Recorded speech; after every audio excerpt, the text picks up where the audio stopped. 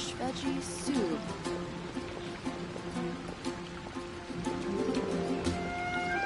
Something you wish to report? Go on. You have my undivided attention.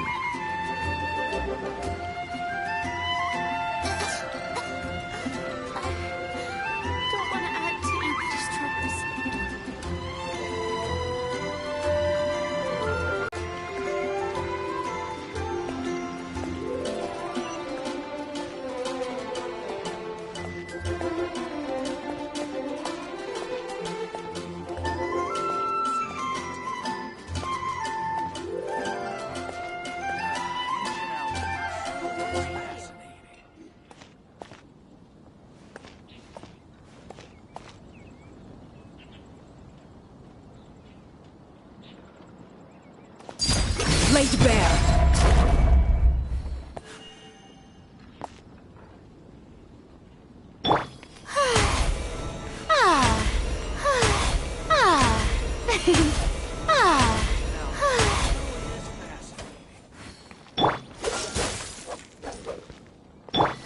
Silence!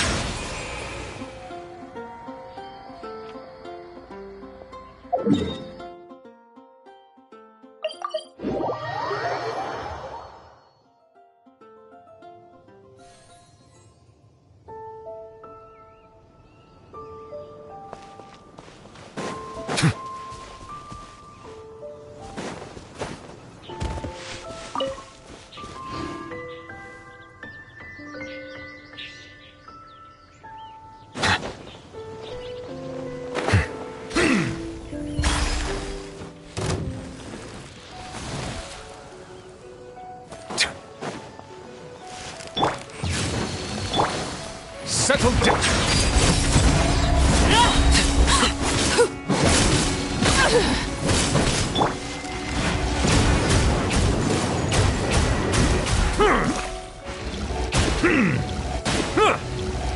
Bow your head.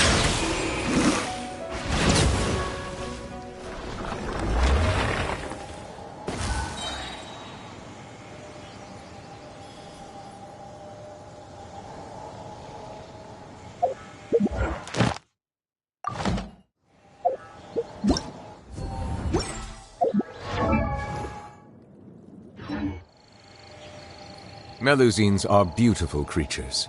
They are the pride of Fontaine. Be sure to befriend them and cause them no harm.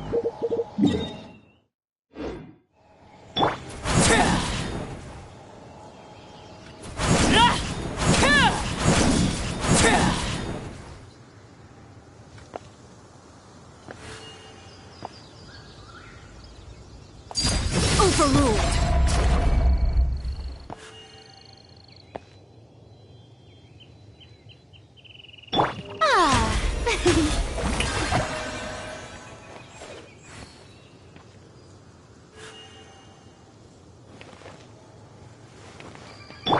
Be sanctified. Everlasting as the moon.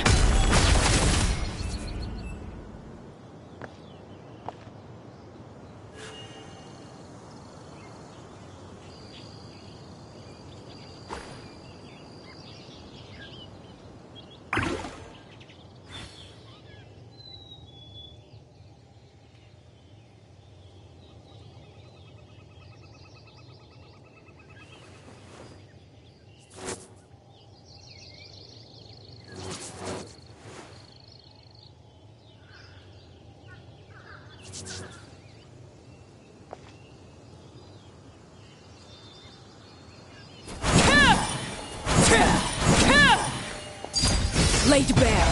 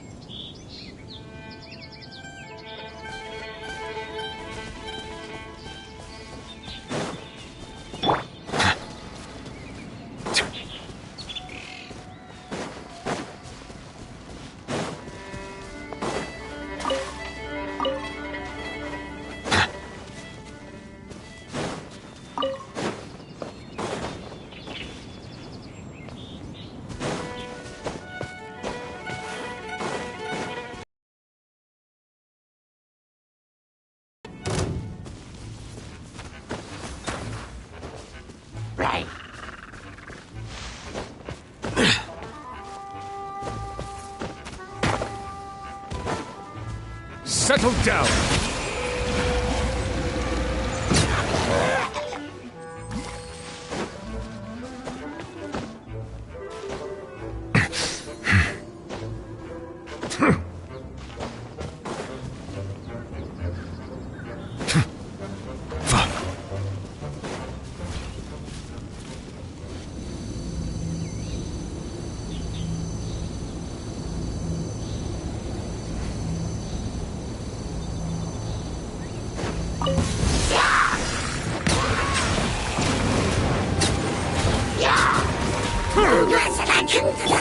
Transfixed! This moment will be frozen in time.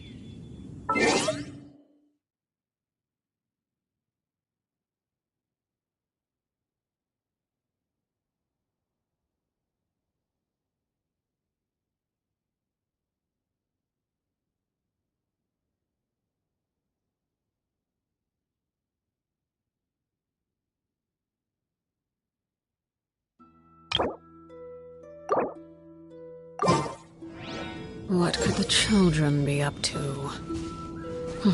Never mind. Let them do as they please.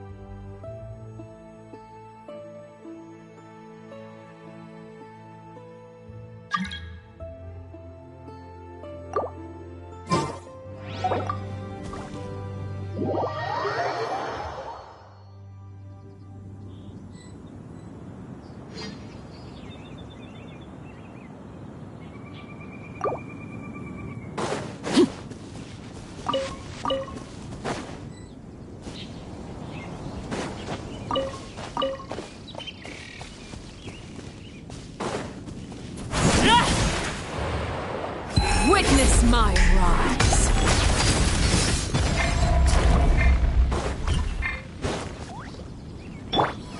Silence!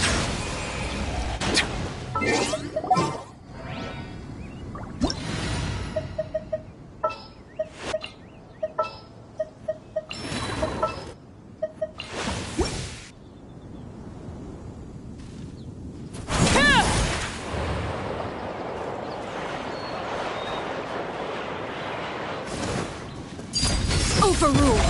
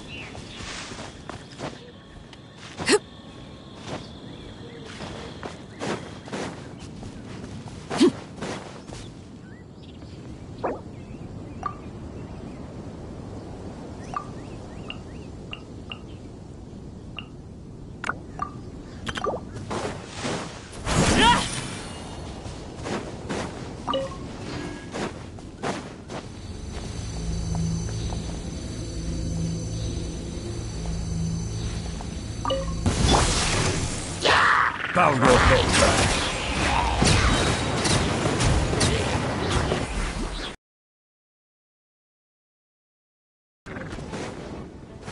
The tides beckon.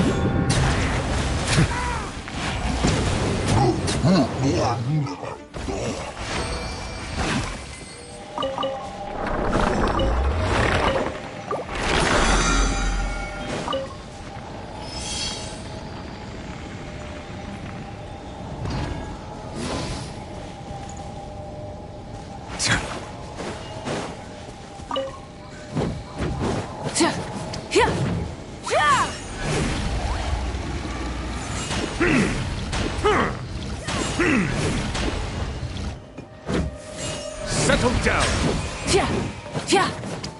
Full throttle!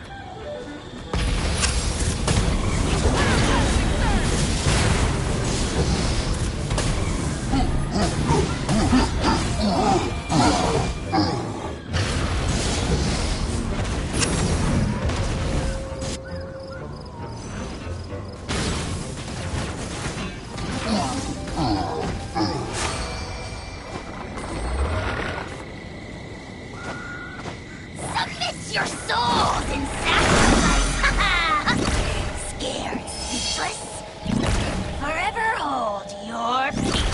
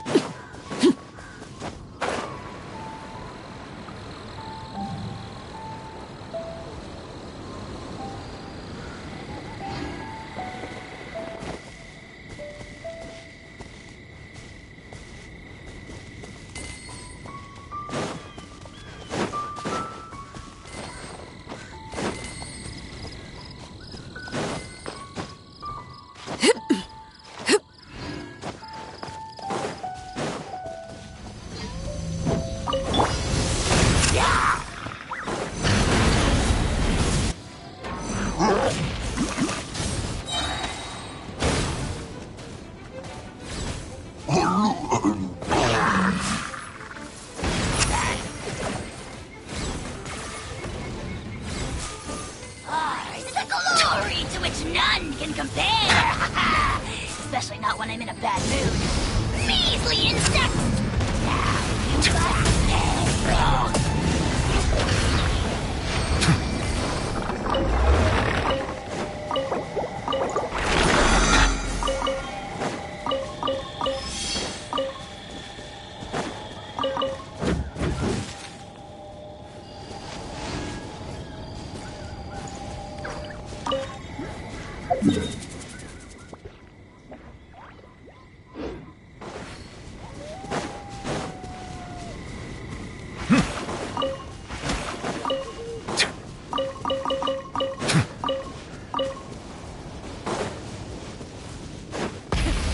Bow your head.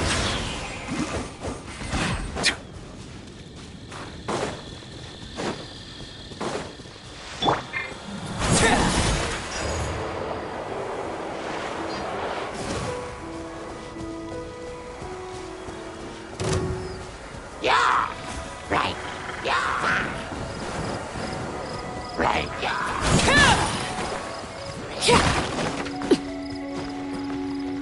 Right! Yeah! Right!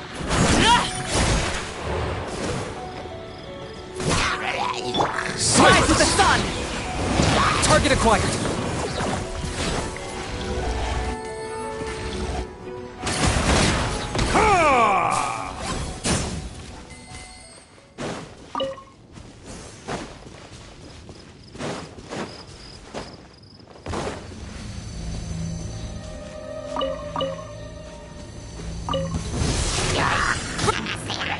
Locked up. Be sanctified. Justice is blindsided. Light of the blazing sun! Everlasting as the moon! Before your king! Submit your soul in sacrifice! Bow your head. Forever hold your peace!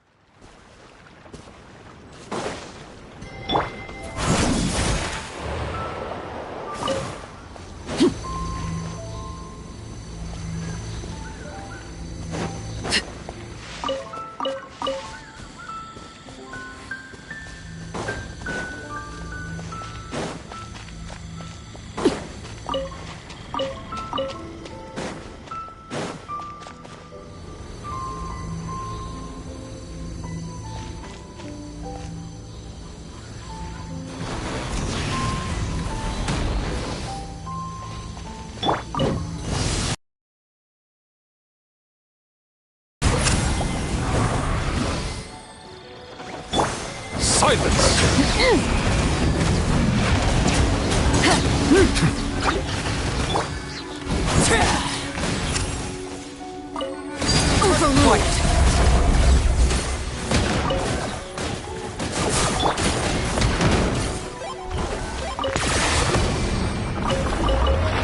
The dead would blaze in dragon fire! Burn it all! It's good. Let the mighty be humbled. This is where you fall. Rise with the sun.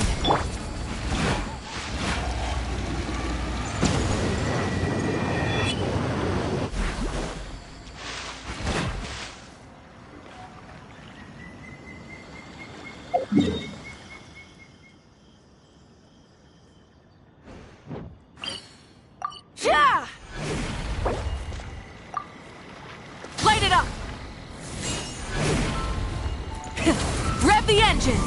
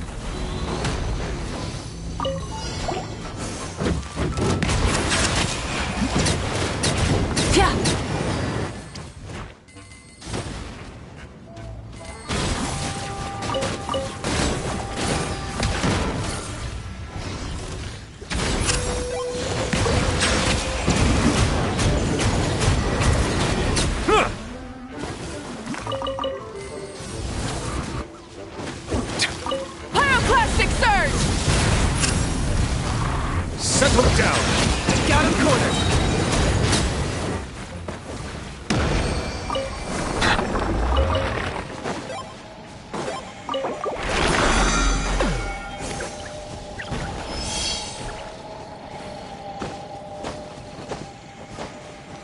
Light it up! Oh!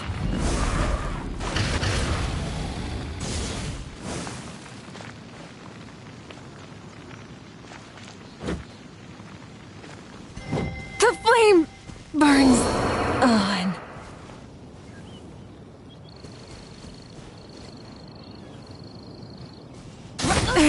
The end of our legacy.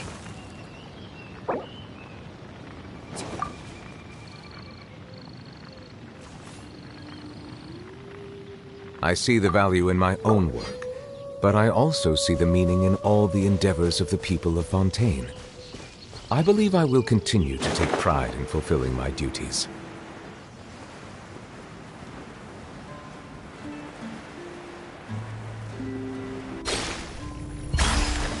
The tides beckon.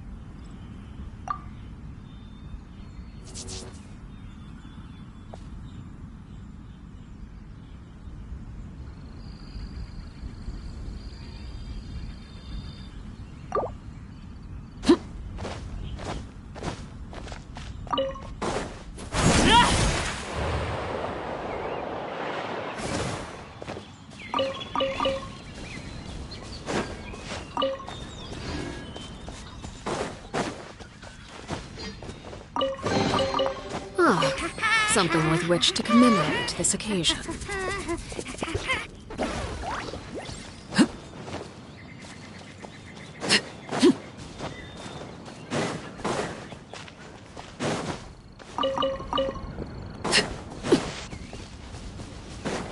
The Dawn Winery is mine.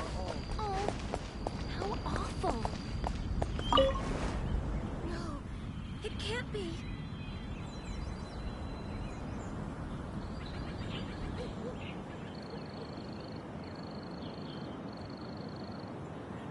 Is this our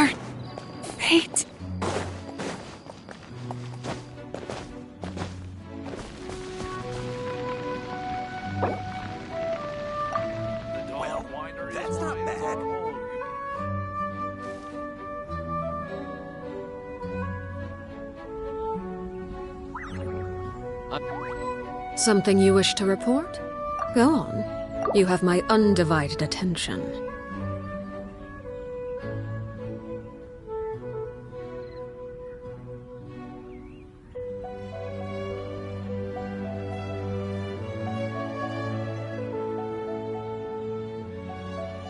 Well, that's not bad.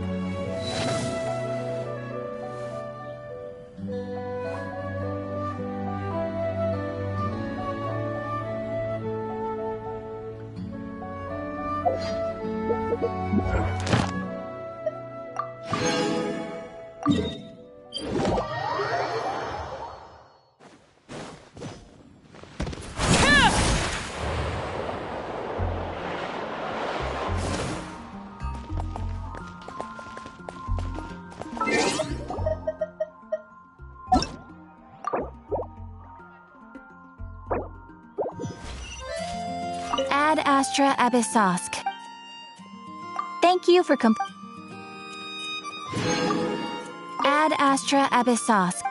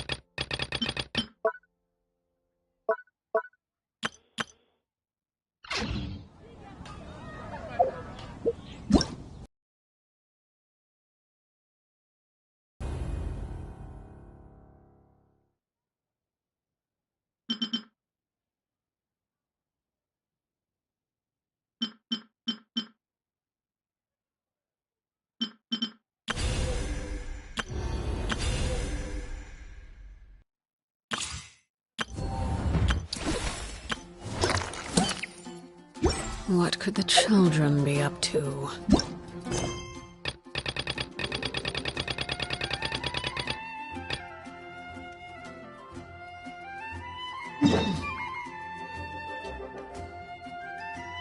Never mind. Let them do as they please.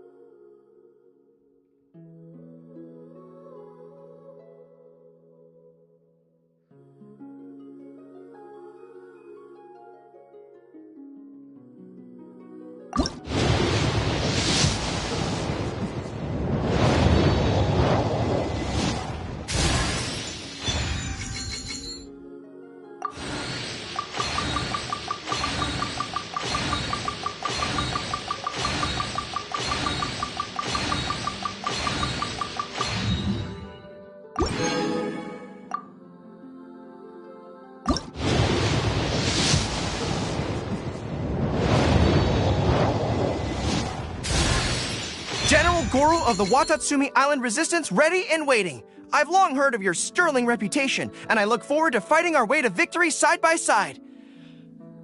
So, what do you think? Did that sound inspiring?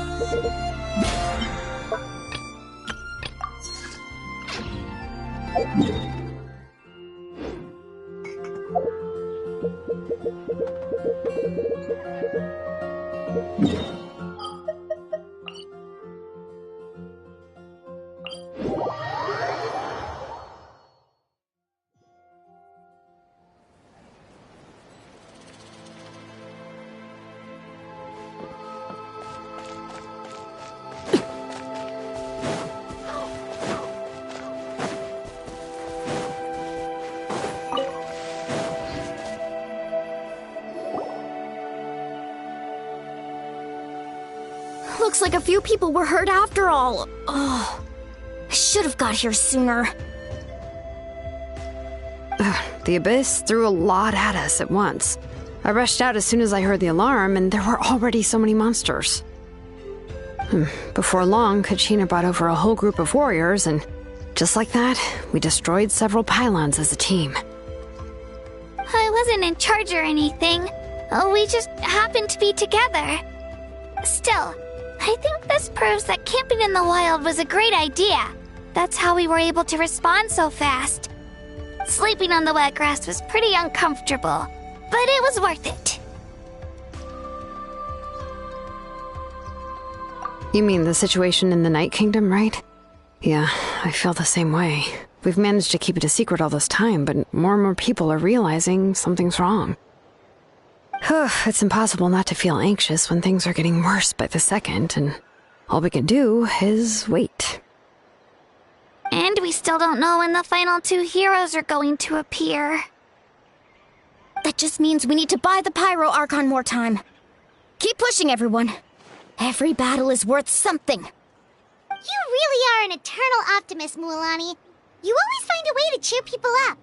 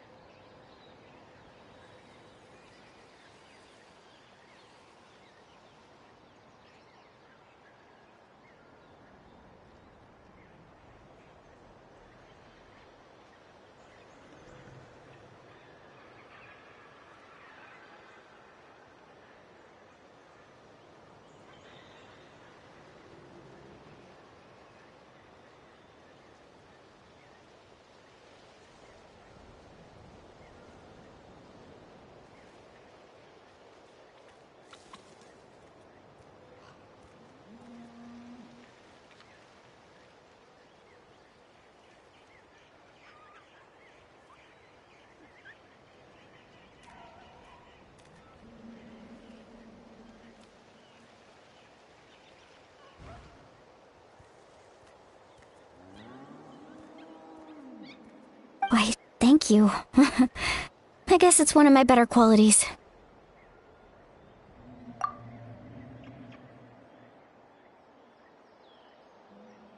So, specifics aside, the Pyro Archon confirmed the Gnosis can resolve the crisis, but it comes at a huge price. And somehow the captain finds out about it, goes to fight the Pyro Archon, and calls her out for having a solution but refusing to use it. Honestly, if he has the same information as us, I can't really blame him. It's probably because our plan is so risky. We don't even know if the 6 heroes will reunite in time. We talked to Malika before we left the stadium. According to her, the cost of the captain's plan is too high. And, well, it makes sense. If that was truly the better choice, she would have picked it.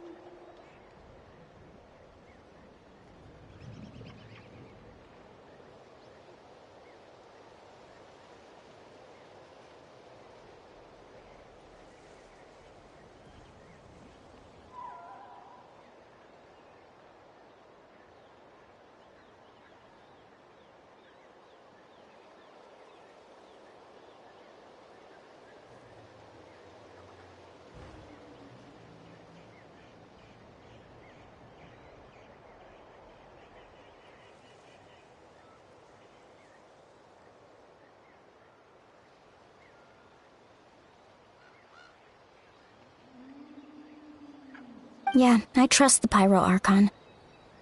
When I was upset about Kachina's disappearance, she was really sincere and patient with me. Plus, she burned down all those precious mementos for Kachina. She's already proven how much she values even a single person's life. When it comes to Natlan's survival, there's no way she would hold back.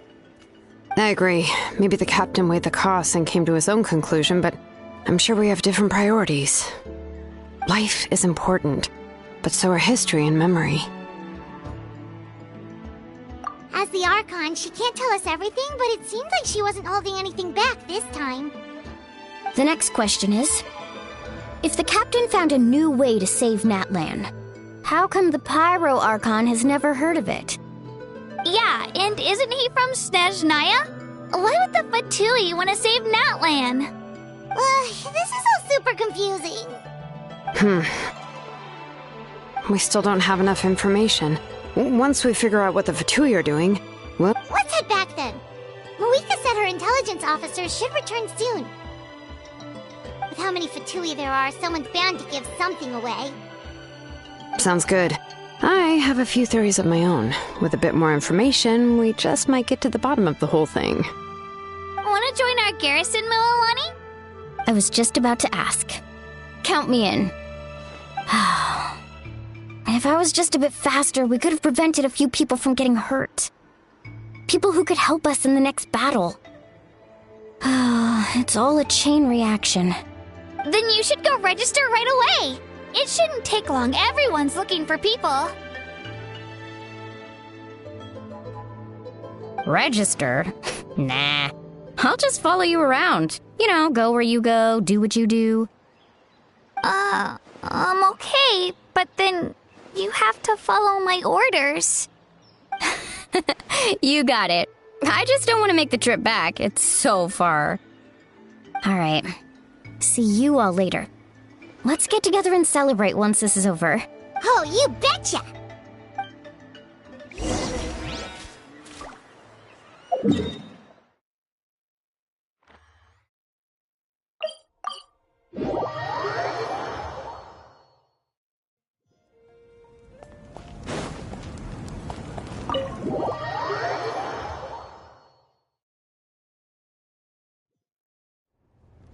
Moika! Oh, Chatska and Koichi are here!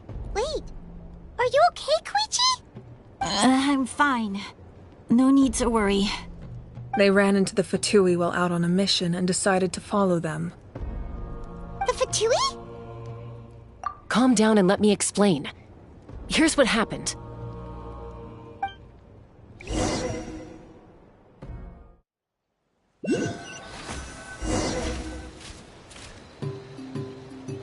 Watch out. It's the Fatui. Were they attacked by the Abyss? No, wait. It looks like they're protecting a group of travelers. Over there. Do you see? You're right. That's a traveling group from Natlan. Could they be trading for something? Let's keep observing for now. We're glad you're okay. Given the appearance of abyss monsters all over Natlan, you should cancel your journey and seek shelter at the stadium or one of the tribes. Thank you so much. I wish there was something we could give you. We don't expect anything in return. We were out on a mission and saw you being attacked. It was our decision to help.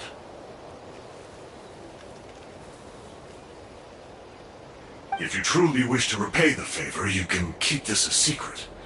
If anyone asks, just say you were saved by warriors from Natlan. Oh, okay. We can do that. But... We're not asking you to cover up our activities.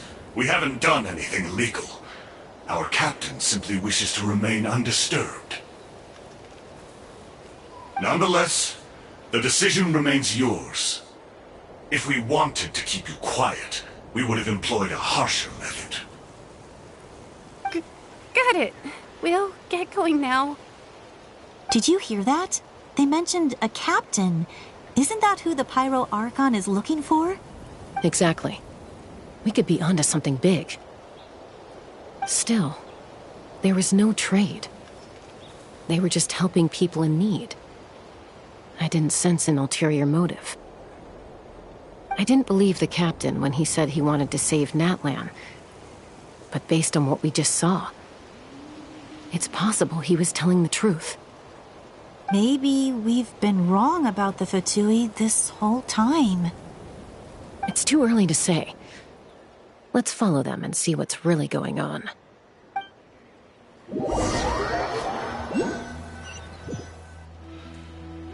So this is where they were headed. Looks tricky. It's heavily guarded on all sides. Koichi, wait for me here. I'll go in and check it out. Oh, no you don't. How are you planning to get through all the guards? Look, I can use this terrain to my advantage. With our tribe's special way of getting around, I doubt they'll see me coming.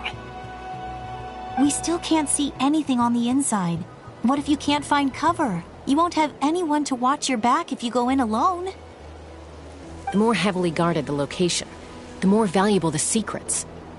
Even if the captain isn't here, we can still figure out what the Fatui are planning. That intel is worth the risk. Fine. You're not gonna listen to me anyway, so let me come with you. That's even more risky. You've been running around saving people for days. You're already at your limit.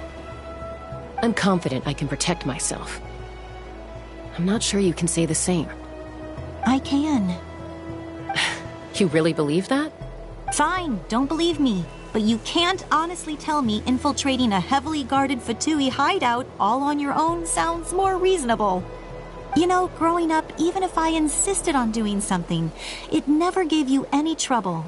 I'm not sure you can say the same. All right. If we start arguing, this will never end. We can't let this opportunity go to waste. Guess that means I win. Don't worry, you're not the only capable young person from our tribe. I can handle this. All right, same plan as usual. We split up, communicate with hand signals, make sure our blind spots are covered, and support each other once we strike. Got your ropes? Yeah, let's go.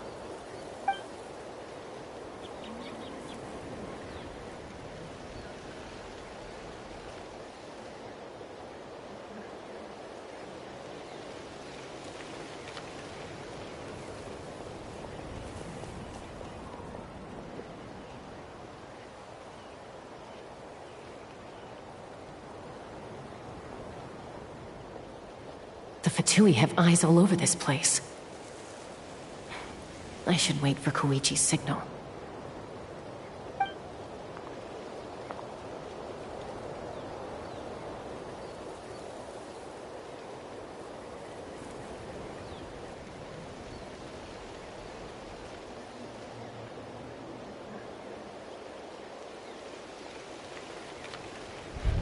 Now.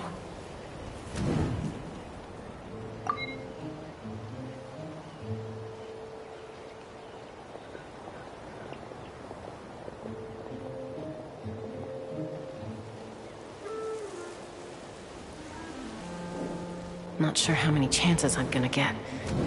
I need to act.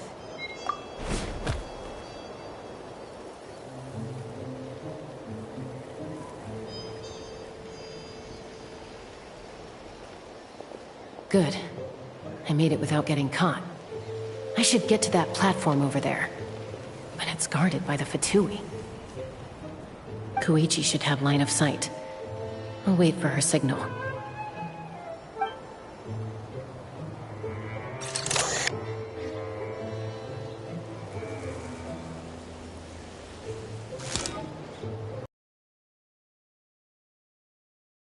Now's my chance.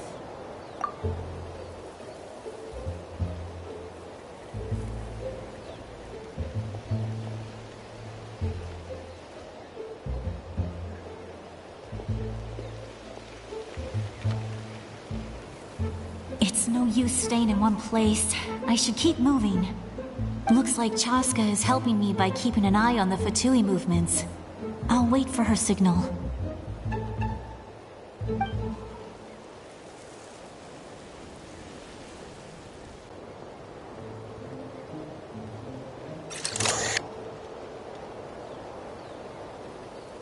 Time to move.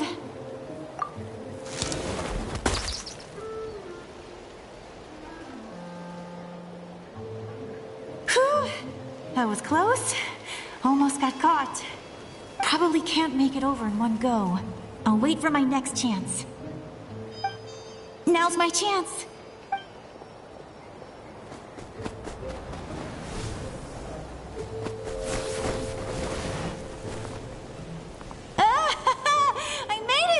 That'll show my sister.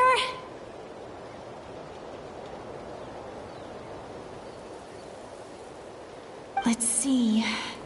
The Fatui's occupying all the best locations. If we could just get past them somehow. Wait, I've got it!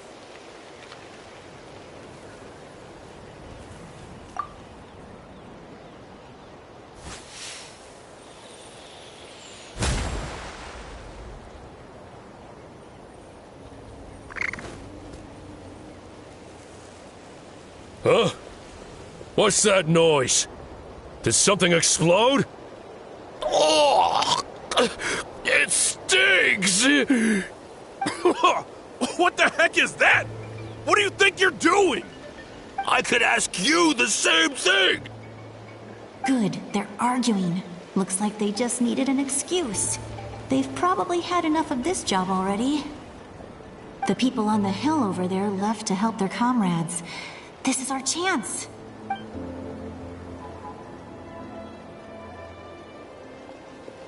Come get me, Chaska. I hope she gets this hand signal. That's Koichi's signal. Smart idea. Alright, time to move. Give me your hand, quick. Coming! I checked, and this way is completely clear. It should lead us to the deepest part of this place.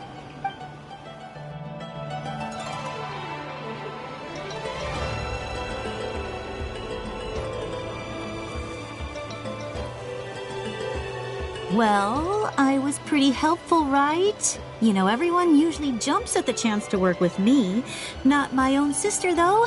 No, she avoids me like her life depends on it.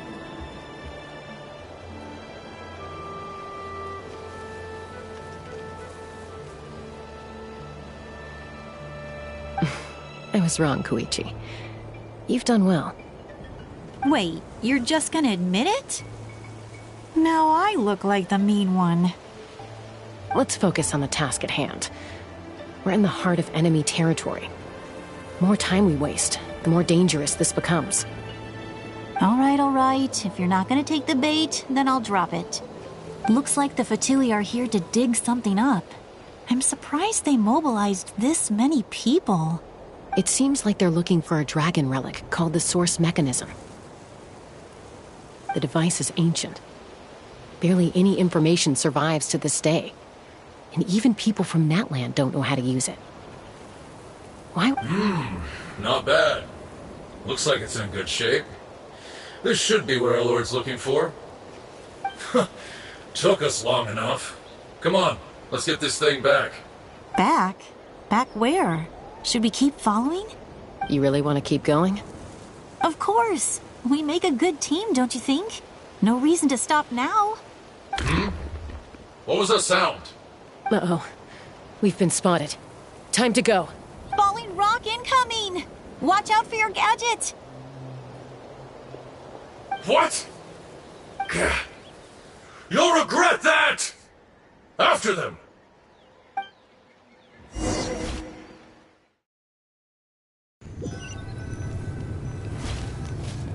Once we got them off our tail, we went back to observe some more. They'd collected several identical pieces of something. It looked like they were waiting, though. So we decided to come back. So, Koichi got injured trying to get them off your tail? She pushed herself too hard and collapsed on the way back to the stadium. Well, I didn't cause you any trouble while we were fighting, right? So my perfect record remains. You've done very well. I could make a comment on knowing your limits, but it's not my place. I know. I'm already reflecting on my actions. So, our current intel suggests the Fatui is after the Source Mechanism. The device is a complete mystery, even to us.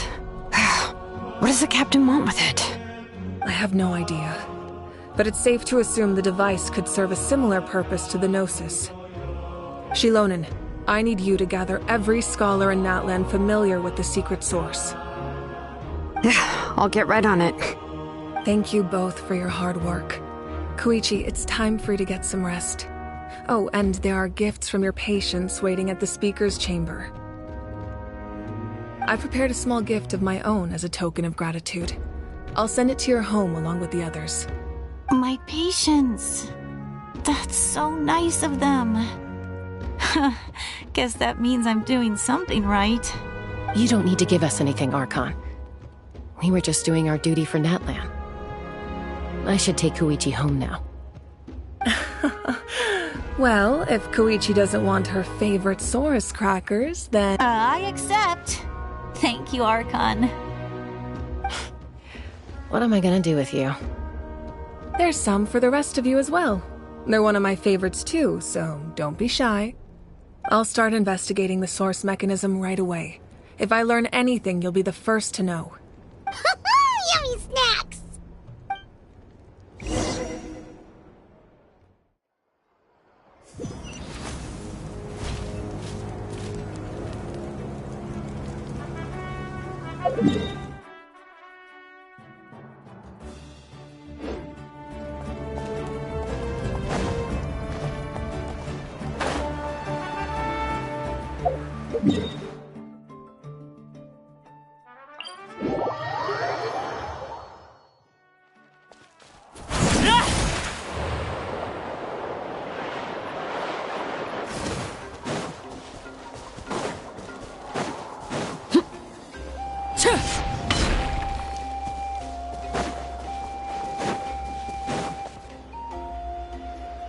What's next for you two?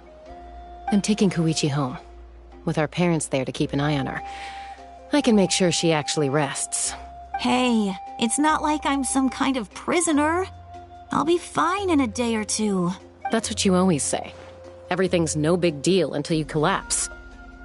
What if the Abyss attacks again? You're saying if I let you rest in a hotel, you're not gonna rush out the minute you hear the alarm? I won't. Triple promise I won't. Mm-hmm. Fine. On the off chance something like that were to happen, I might. But I'm a doctor. I have a duty to help people in need, no matter how hard or tiring the work gets. I guess you're right. But I don't have to like it. This reminds Paimon of when we first met. Except you were the one trying to stop Chaska from doing something dangerous. I'd do the same for anyone trying to put their life in danger. As a doctor, I don't want people to get hurt because of a rash decision.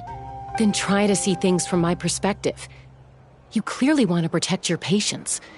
So can't you understand why your own sister would feel the same way about you? The two of you are the same, you know? I disagree. I understand the risks and costs of my decisions. Who wants to be like her? Overconfident, always making excuses when things go wrong. That's just not true. You think I don't have proof? Okay, don't get into another fight. Just pretend Paimon never said anything. Don't worry, Paimon. You didn't do anything wrong. Arguing is just how we communicate. Neither of us really takes it to heart.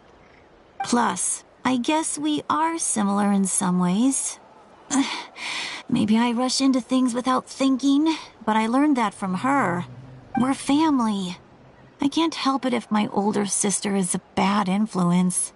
Okay, you don't have to put it that way. So, you're all good now? Neither of us are really the type to back down, so we'll always have our differences. But still, we get along in our own way. Plus, I know you'll wake up one day and realize I was right all along. I just need to wait. Be my guest.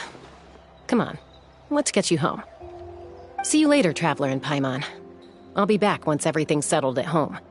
There's no rush. At least grab a nice meal with your family. Bye, you two. Take care of yourselves out there.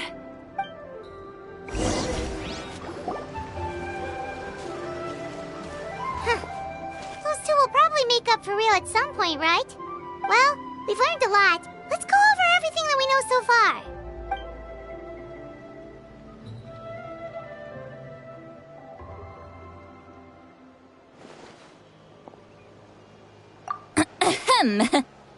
Sorry for popping up out of nowhere. Again. Why do you look so awkward? Oh, is there something you need from us? Okay, I won't beat around the bush. Oh, and I'm sorry for interrupting your rest. I'll treat you to some charcoal grilled steak to make up for it. Awesome! Just give us your orders! Hey, friends don't order each other around. I'm just here to share some news. Remember what we talked about before parting ways? Oh yeah, you mentioned how Auroron has always wanted to save Natlan, and something about his soul being fragmented. Paimon and the Traveler discussed it after you left, and we think Auroron is probably back with the captain. What do you think? I agree with your hypothesis. And just now, I confirmed it myself. Auroron came back. He helped the Masters of the Nightwind defend our camp. What? He came back? I told him to give up whatever he's doing, but away from success, so there's no way he can back out now. Apparently, he came back to fulfill his duty to our tribe. When he left, he said it was because he still has a duty to Natlan as a whole. I'm surprised you let him go at all. I had to prioritize my tribe. Besides, the situation was intense. I couldn't focus on outside and inside threats at the same time. Plus, he was on guard. He knew I would try to go after him, so he made sure to keep his distance. I kept an eye out for a good opportunity, but it never came. All these years of calling me Granny, and I couldn't do a single thing for him in the end. Don't say that! Your tribe all raised him together, right? That couldn't have been easy. You're right. Seeing him come back reminded me of when he was little. Running around the tribe, dropping by random houses right and left. He's not only a child of the Masters of the Nightwind, but a child of Natlan. It's only natural for a child to want to do something for their family. Besides, Auroron is my apprentice. He might have a few tricks up his sleeve, but I guarantee I know every single one. Wait, what are you saying? Look. Remember how I said Auroron's soul is fragmented? This is the talisman I created to keep it stable. And this gem is what makes the talisman work.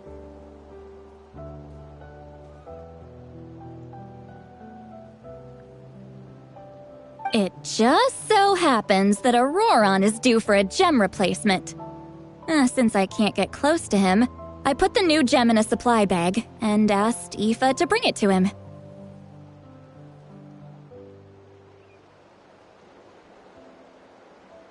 You guys know Aoife, right? No? Well, he's a pretty famous vet around these parts. He's always bringing me all sorts of things, and he happens to be very good friends with Auroron. Aoife doesn't know what's going on, so he agreed, no questions asked. Auroron would find the gem as soon as he opened the bag. He knows how important it is, so I knew he would make the switch. He probably suspected that I tampered with it. But here's the catch. The trick is on the bag. The moment he touched it, a portion of his memories were copied onto the old gem. That's amazing. You can do something like that? Most people can't, but I can. That trick he used to bring you to the Night Kingdom isn't anything special, by the way. My technique is much more subtle. He won't notice anything. So in other words, we have a whole backup of Auroron's memories in this gem. The kid thinks he can take me on? Like I wasn't the one who taught him everything he knows? That's amazing, Seat Lolly. Let's take a look right away. Once we get to the bottom of this, we can finally track him down. I know he thinks of me as his grandma, but do you think he'll get mad at me for this? You can be honest. That's a tough question. Paimon doesn't have a grandma, so she's not the best person to ask. To be honest, I've always doubted my ability to look after him. I didn't stop the ceremony all those years ago, and now I'm useless again. But if I stop here, it will haunt me until I'm 500 years old. Every night I'll wake up in a fit of anger. Yeah, you're right. First anger, then tears. Wait! Who are you calling a crybaby? You're just making it worse, Traveler! I need to look at his memory. Even if he resents me, refuses to see me, or runs away for good. I don't care, and I won't blame him. A family does whatever it takes to protect their own. You sure you'll be okay? We can come with you if you want. Did you just say you'll come with me? Is that okay? We have a pretty good reason to see it too, don't we? Because, right, we need leads on the Fatui. You really mean it? Fine, you can come. Just promise me you'll see this through. No backing out. Got it? Don't worry, we're professional adventurers. Then I place my trust in your professionalism. All right, time to sneak into someone else's memory and engage in some, unwanted spying. You heard it here first. I wouldn't be doing this if I had any other choice. Are you ready?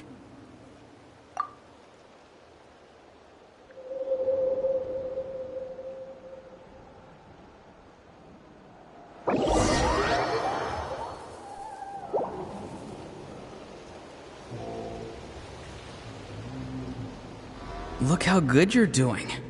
You'll grow into nice big radishes in the future. And you? Aoife says you're taking up too much space, but I think you're a good tree. What do you think? Hey! How's it going, Auroron? Good.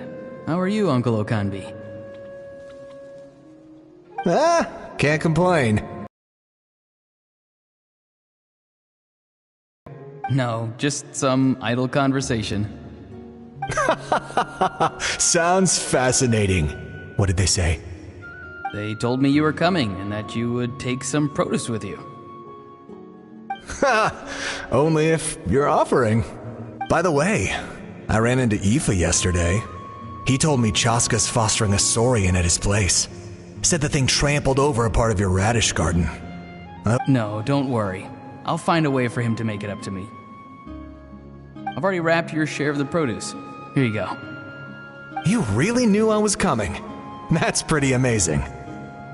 Light up the smoke and you can see the path through the shadows. That's what everyone says. Hey, have you seen that strange group of people that just appeared out of nowhere? Appeared out of nowhere? I don't think so. It's the Fatui. Their leader seems like a big deal. He didn't bring many men with him, but they're all elite warriors. It seems like they're looking for someone, but I wouldn't go around asking too many questions. If you run into them, be careful.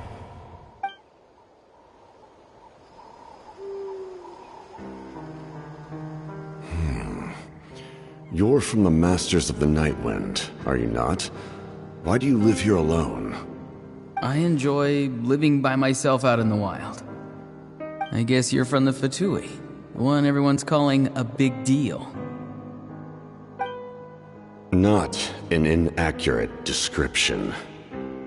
I'm looking for someone who may be known to you. Citlali is her name. Granny? What does an Outlander want with her? I've heard the name. You have business with her? There's no point to further questioning if you insist on hiding things from me. I shall seek answers elsewhere. Oh, he could tell I was lying and now he's leaving? He gave up just like that? Hey! At least tell me why you're looking for Citlali. It's none of your concern. I have my own means of tracking her down. Why are the Fatui looking for her? What does she have to do with them? I can't just let them go like this. I have to figure out what they're planning.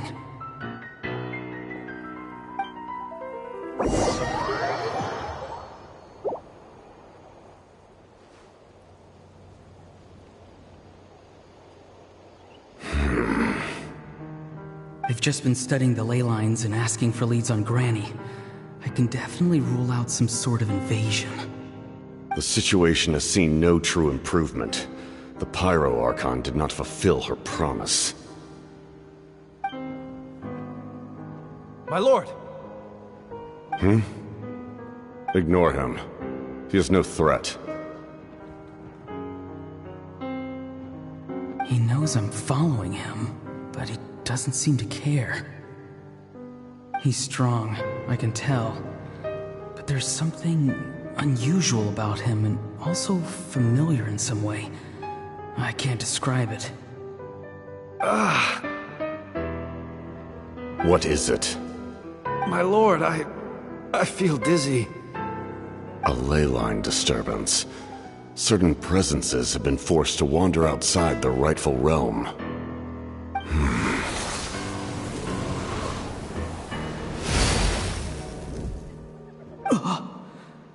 That was a spell from the Masters of the Nightwind. How did he know that? Is he sending those escaped souls back into the ley lines?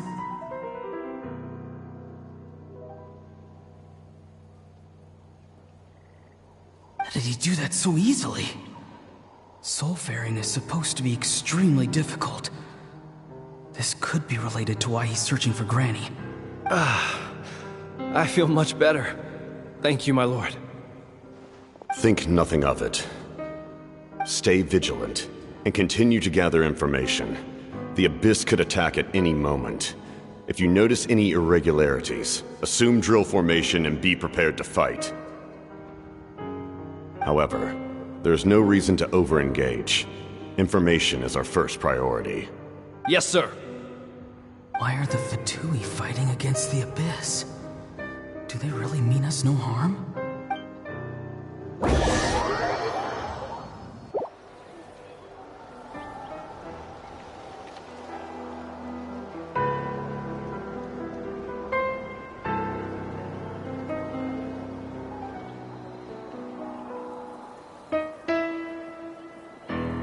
Following him this whole time and still they ignore me?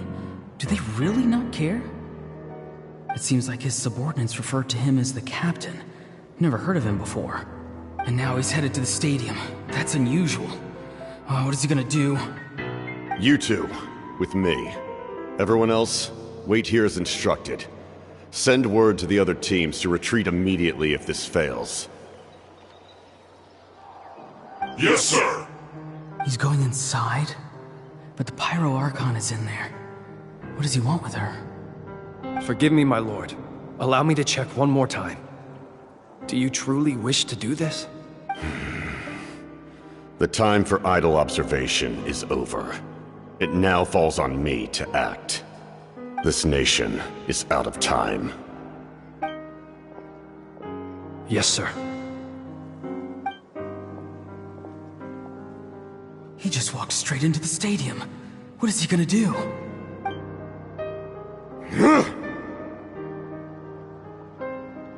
They're both incredibly strong. How long will they have to fight until someone comes out on top?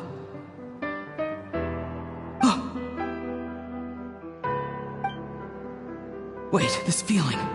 Just like the other day near the ley lines. It's faint, like a soul's trying to escape. Where is it coming from?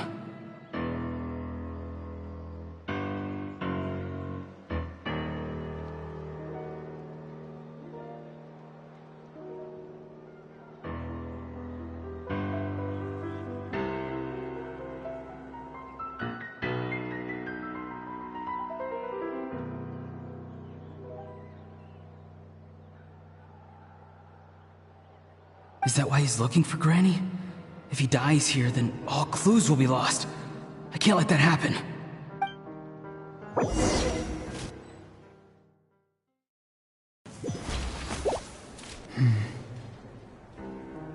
As for you, I must confess, I did not expect that little trick of yours to save the day. No matter how dense the fog, as long as the sun remains, we cannot turn day into night. She could have dispelled it. She simply chose not to. You don't have much time, and you're injured on top of that. What do you plan to do next? I'm beginning to see just how useful you may turn out to be. You heard something from here, didn't you?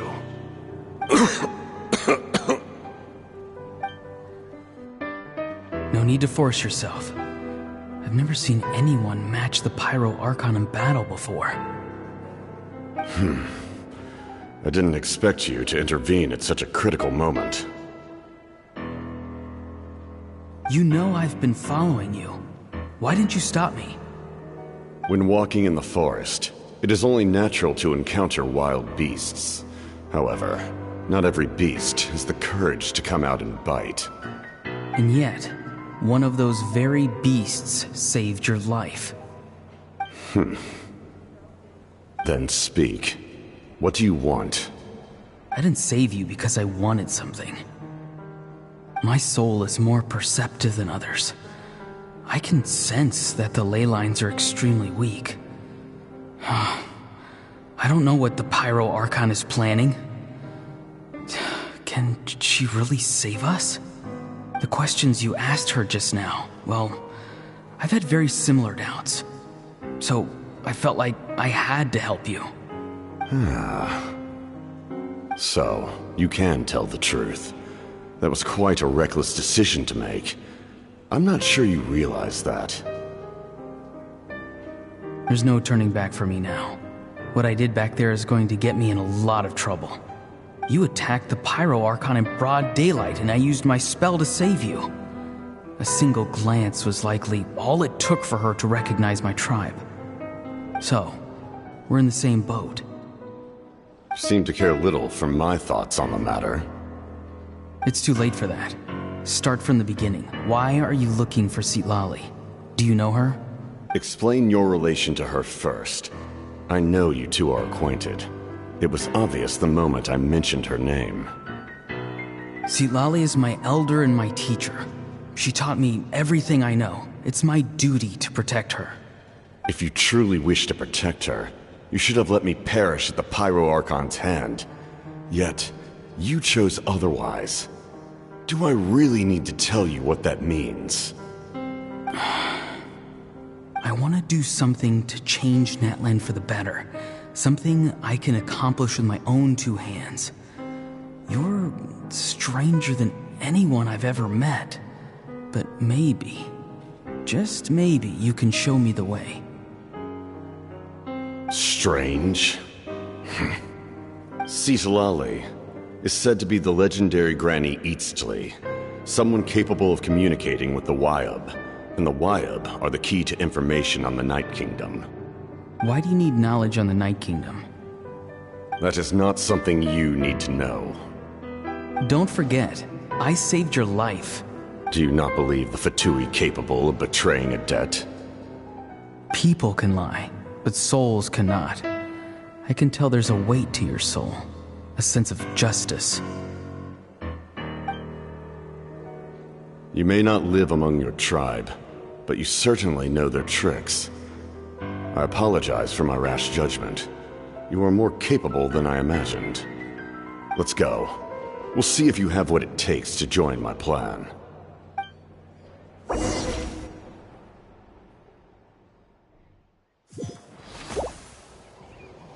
I see. Interesting approach. Worth trying, I think. Rather than weaving a net to protect the ley lines, this method would address the root problem by reconstructing the ley lines themselves.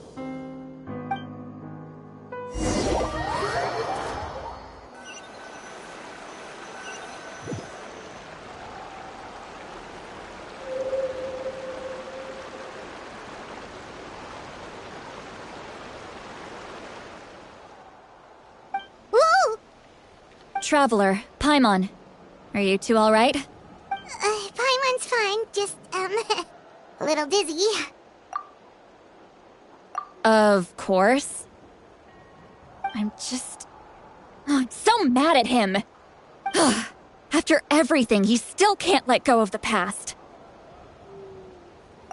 For some reason, he thinks he owes something to the people who cared for him. Stubborn, self-righteous. No one can tell him what to do? He thinks he can just run away whenever he wants. I'll show him. If he tries to run one more time, he's got another thing coming. Maybe stubbornness runs in the family. Like grandmother, like grandson, as they say. Is that supposed to be a compliment? Huh! That kid's got nothing on me. Anyway, back to what we just saw. I don't even know what to make of it. Yeah, the captain seriously wants to reconstruct the ley lines? What does that even mean? Something like the loom of fate, maybe? But how does that help with the abyss? The loom of fate?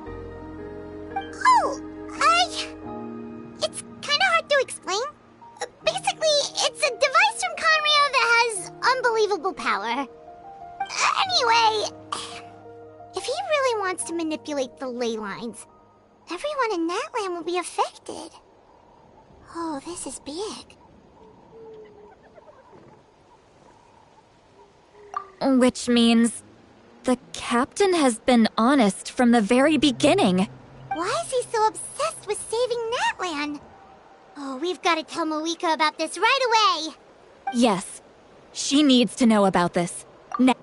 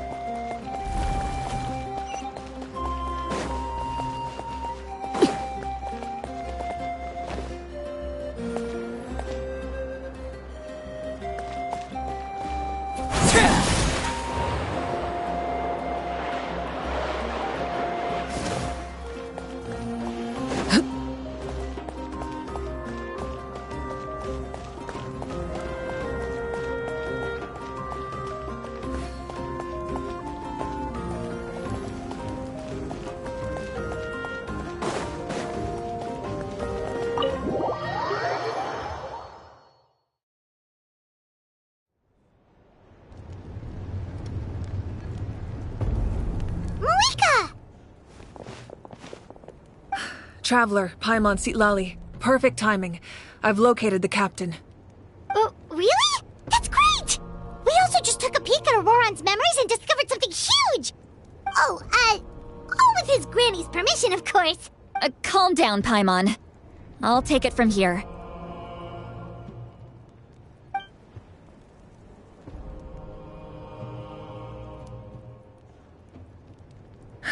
So the captain was searching for the source mechanism to reconstruct the ley lines. If his plan is already in motion, that means he knows exactly how to accomplish his goal. We have to stop him. Is reconstructing the ley lines a bad thing? Yes. It's not a simple fix. It would mean sacrificing nearly everything contained within the current ley lines, very similar to the price of using a gnosis. If he activates the mechanism, it's all over. We need to mobilize our forces as soon as possible. But what forces do we have? Kanich, Shilonen, you two, and myself. All other warriors are working to push back the abyss on the front lines. But that's barely any people! Not to mention you lost your power, and they've got the captain on their side! Oh, maybe we really should get Sitlali to break Auroran's legs. That won't help us with the captain, I'm afraid. In any case, the Masters of the Nightwind are in urgent need of manpower. Sitlali, I was hoping you could head back and help defend the tribe. All right. I understand where I'm needed. I'll head out right away. Don't worry about your grandson. We'll figure something out for sure. I'll leave him to you all then. All right. Back to the matter at hand. I don't believe defeating the captain needs to be our ultimate goal. Let me grab Shilonen and Kanich, then I'll tell you my idea.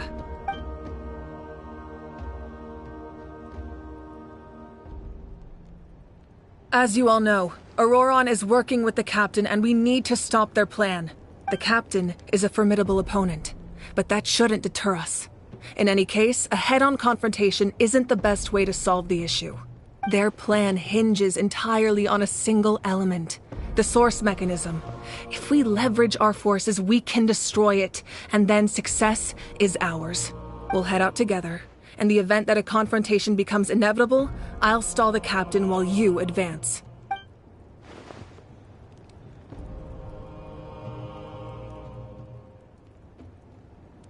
I agree with Kanich. The two of us can handle it. Listen to my plan first. Kanich, I want you and Ahau to launch an assault from the front and break through the Fatui defenses.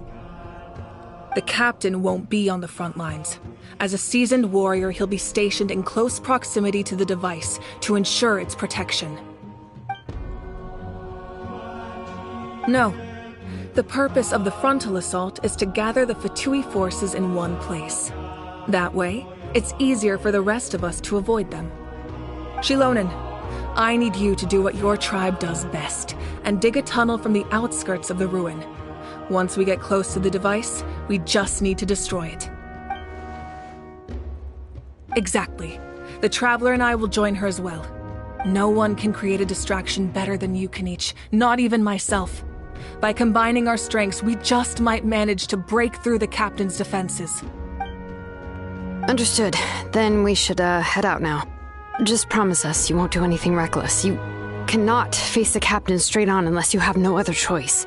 You mean everything to us. Losing you would be the worst possible outcome. Thank you, everyone. You have my word. I'll proceed.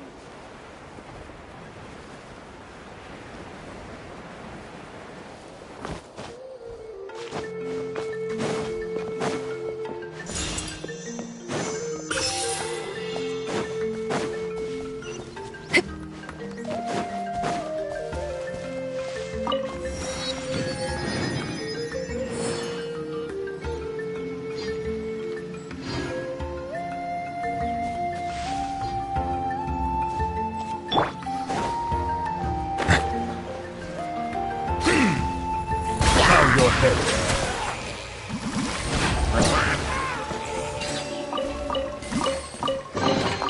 Abandoned property belongs to whoever finds it first.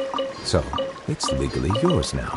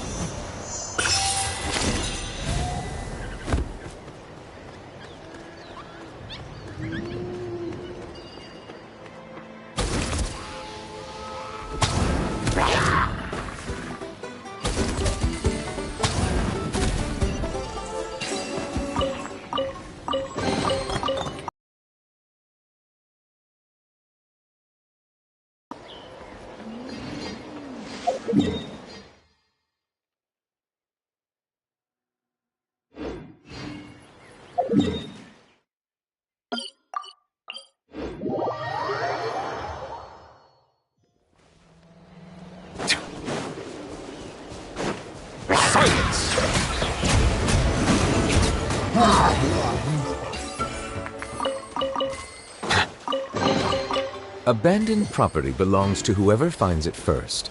So, it's legally yours now.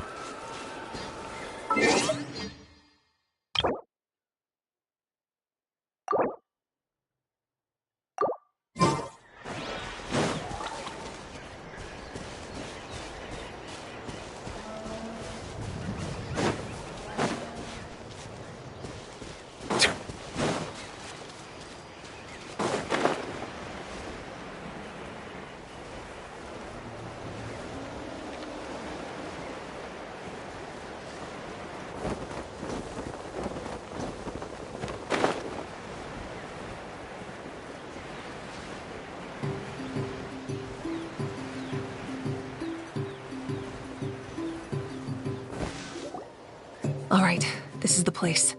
Their tunnel must be behind that gathering of Fatui guards.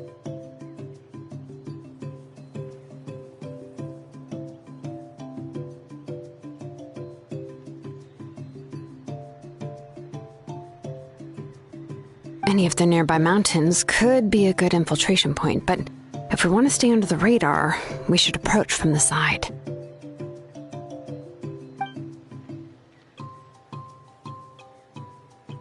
There are only a few Fatui stationed around the perimeter.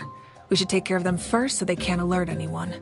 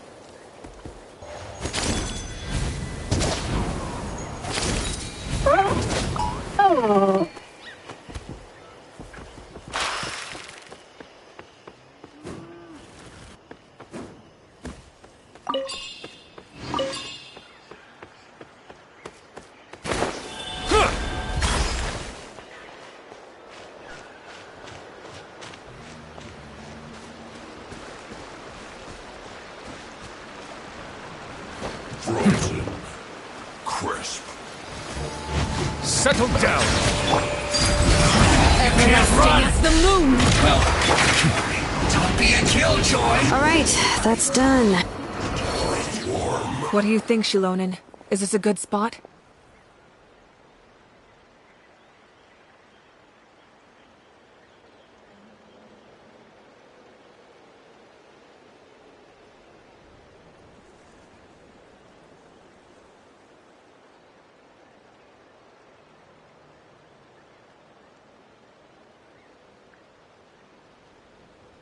Yeah, looks good.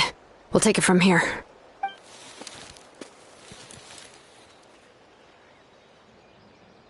I can see the inside! Perfect. We'll keep going. The rest of you should head back. Things are about to get dangerous. All right. Please, take care.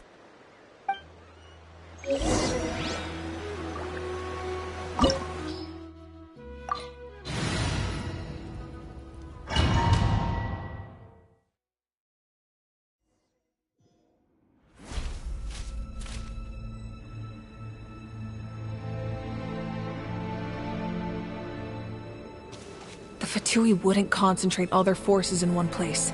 There's sure to be guards on the inside, so stay sharp. Oh, nice job smashing those rocks, Moika. You look super cool. Ah, that was some expert-level rock clearing, even by my tribe standards.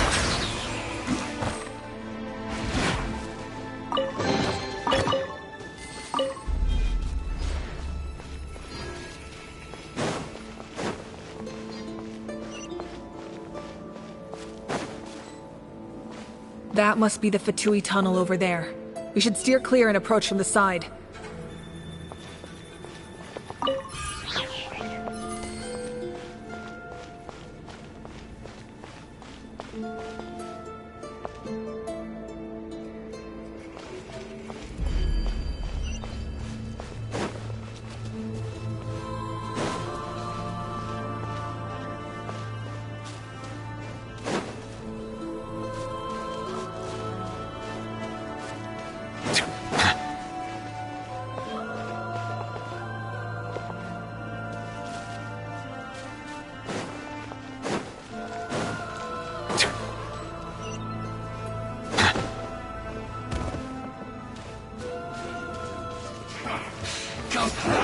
That all you got? Crisp.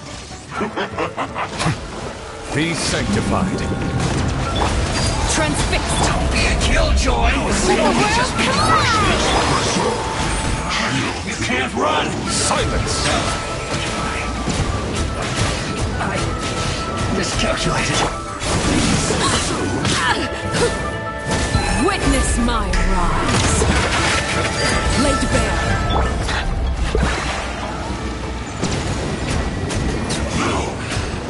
Run from death. Warm.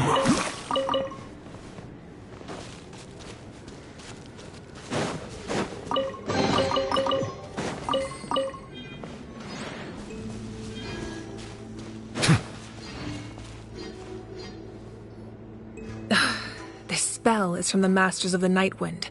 It's Auroron's doing. They're probably trying to buy time.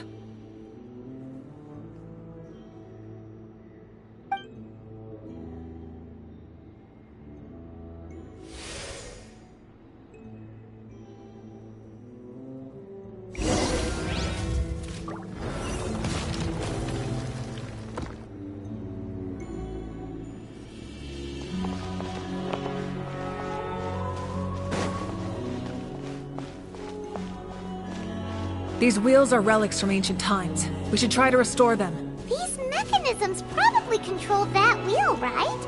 Let's give them a try.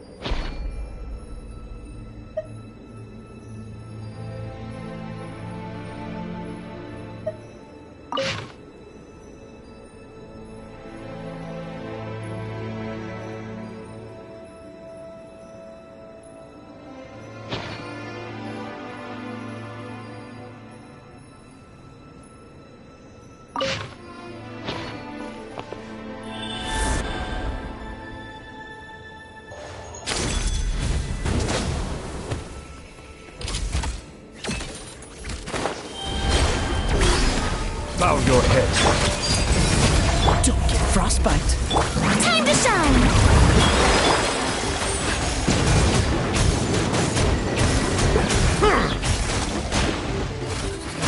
Settle down.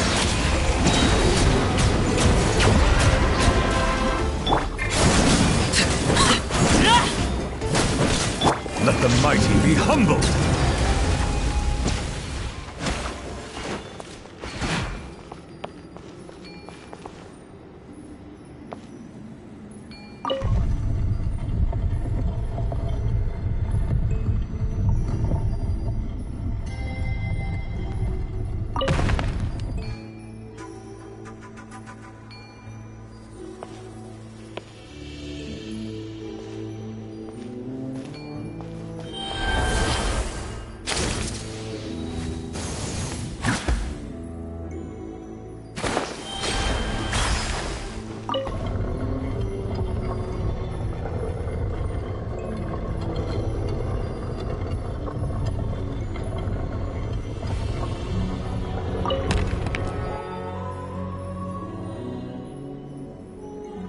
Melusines are beautiful creatures. They are the pride of Fontaine. Be sure to befriend them and cause them no harm.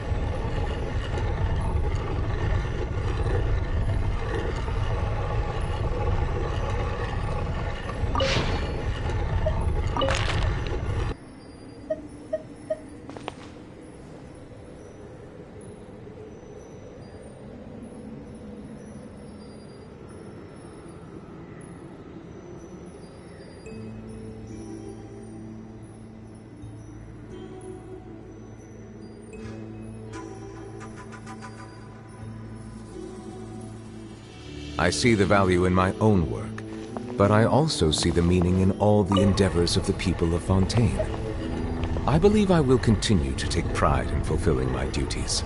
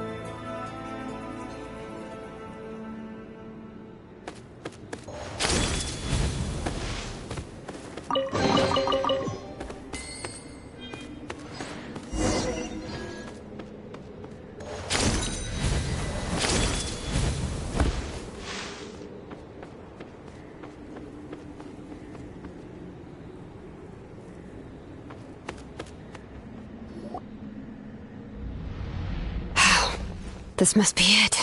There they are! Oh, the captain's here too. Perfect. Looks like they focused their defenses over there. Oh, they're here. Huh.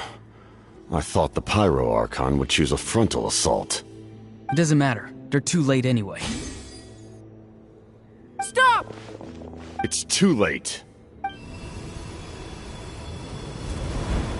We need to turn it off! I won't let you do this!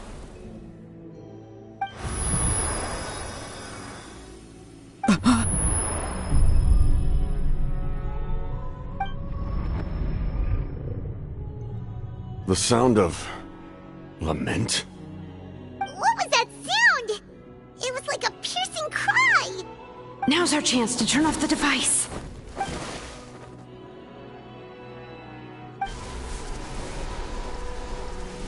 Oh, Auroran? How did he just... His movements have gotten a lot faster. Was Auroran always this good in battle?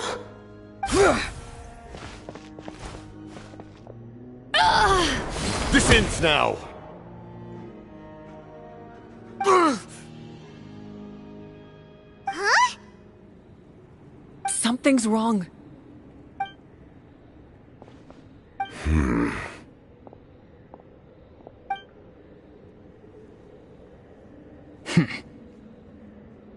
You are not Auroran. Who are you? What? Commander. You... So, you still recognize me, Commander? I'm glad. Although, I believe you have some more pressing concerns at the moment.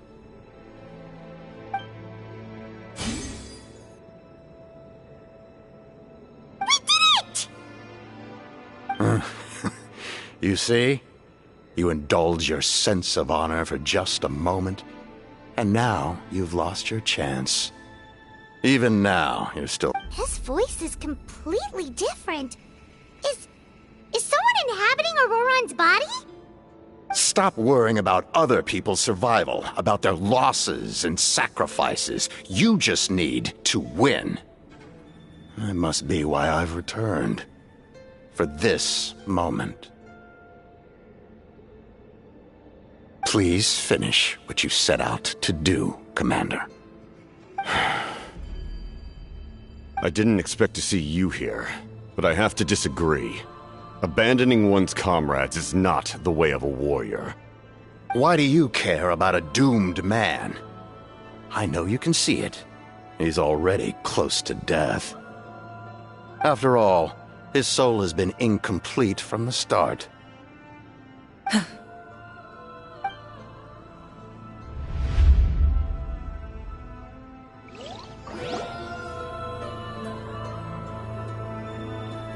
Oh, someone said I'm close to death. Is it because of that noise just now? The piercing cry came from underground when I activated the device. What's down there? Natlan's ley lines must be hiding some kind of secret.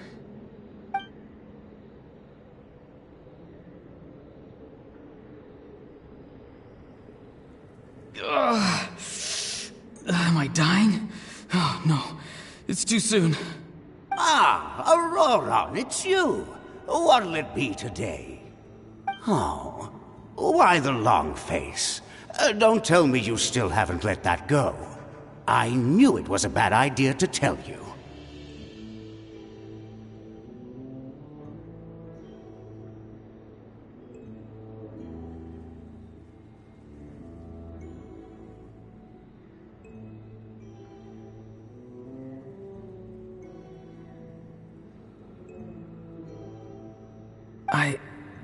I heard everyone wanted me to be the savior. Savior? Ha! Sounds nice, doesn't it? But, does such a person truly exist? Even if they do, why would you have to become that person, hmm? Auroran, is that you? Oh, here, have a seat. Let Granny cut you some fruit. We just got a fresh batch. Can I get you anything else? Some grilled meatloaf, maybe? Ask for anything you want. We've got plenty of ingredients. What about those spiced rub mushrooms you made me last time, Granny Kuimi?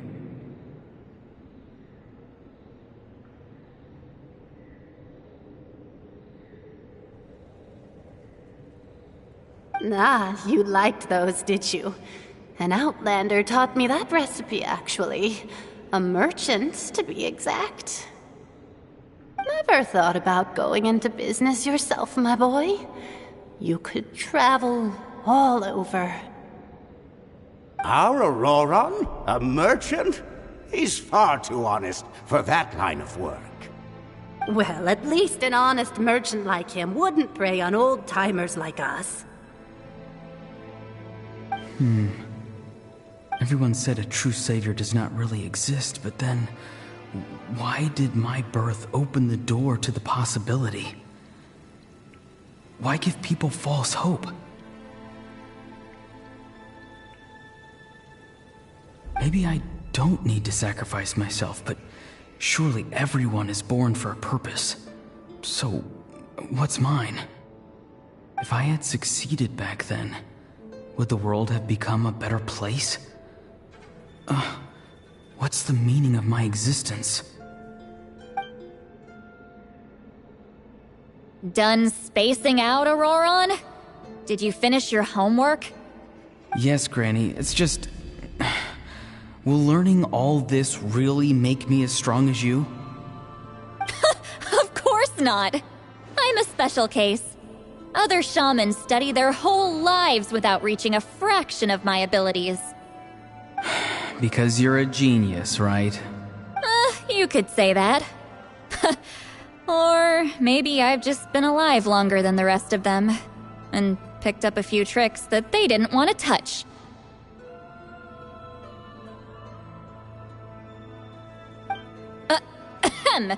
It's rude to bring up a woman's age. Never do that again, no matter the circumstances.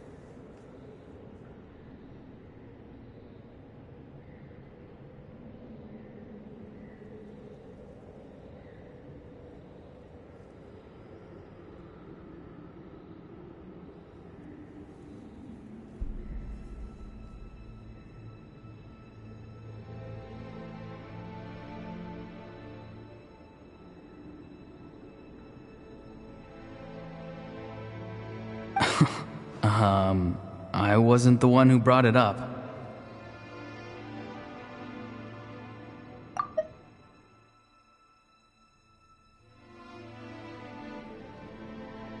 Anyway, class is canceled tomorrow. Go have fun. What about my homework then? Do what you want. What use is it being as strong as me anyway? You've seen how the tribe treats me. They're all afraid. I try to go about my business, and they practically tremble in fear. Not the most fun way to go about living one's life, I'd say.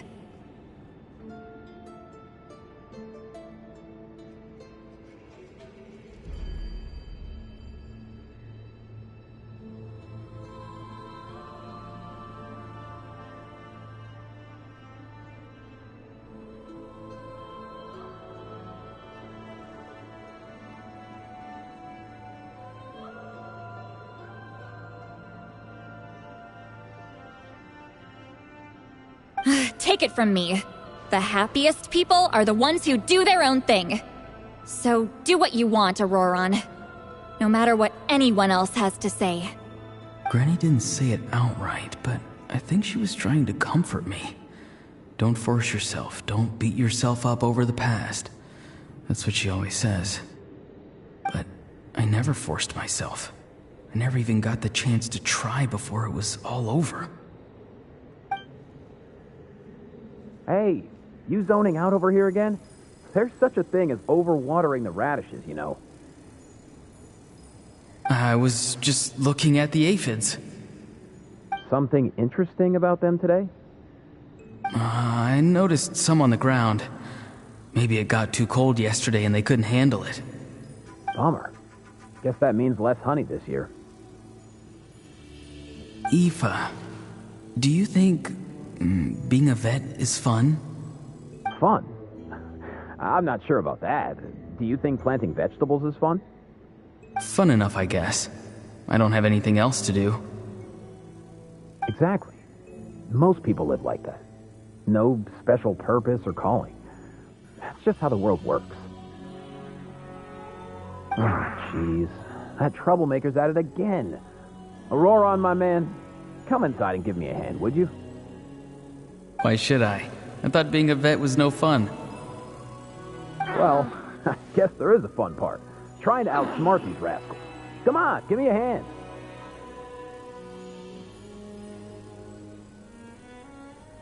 Maybe Aoife was just too nice to tell me the truth. That attempting something above your capability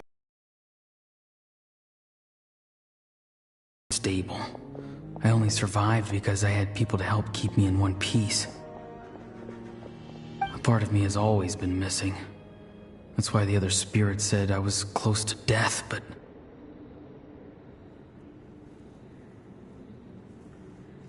Why struggle? It's a miracle you were even born. Just close your eyes and wait for death.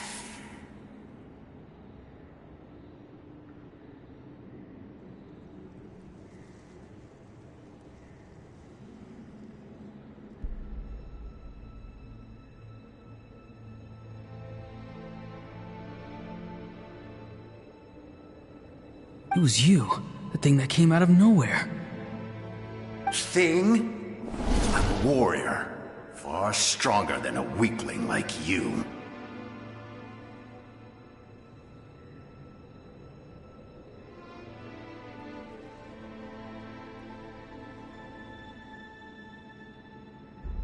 I'm not weak. There's just a limit to what I can do.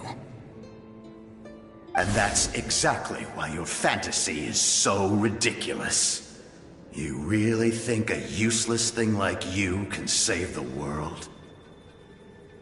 Useless? Savior? Ha! Sounds nice, doesn't it?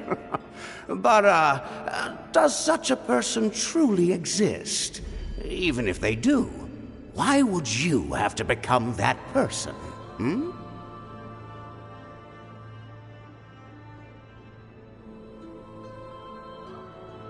Exactly. Most people live like that. No special purpose or calling. That's just how the world works. Take it from me. The happiest people are the ones who do their own thing. So do what you want, Auroron. No matter what anyone else has to say. But I don't want things to end here. Auroron? It's all right. We'll take things from here. Every time they marched into battle, I had to stay behind. Don't worry. With the Archon on our side, the Abyss doesn't stand a chance.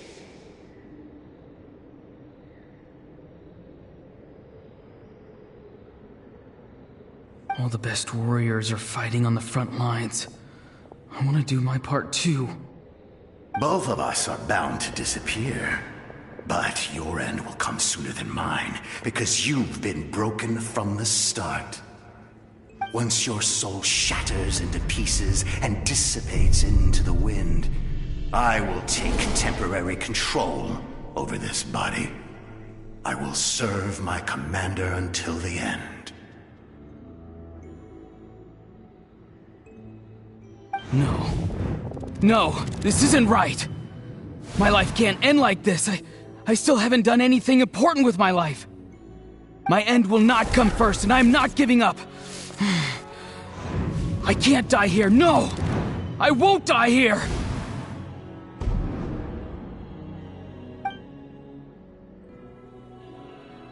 Auroron!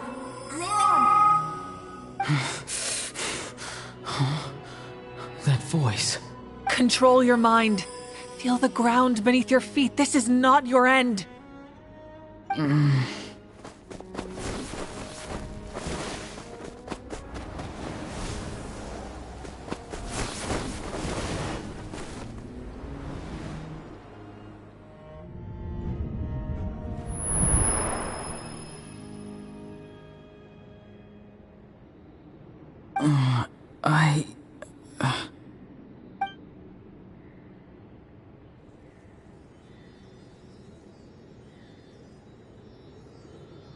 His eyes are open! He's alive!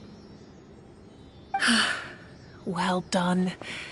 You managed to do the impossible. Uh-huh. What do you mean? Don't try to talk. Focus on holding yourself together. I can't believe the captain did that. Maybe he thinks of Auroron as a comrade. He was helping to rein him in all this time.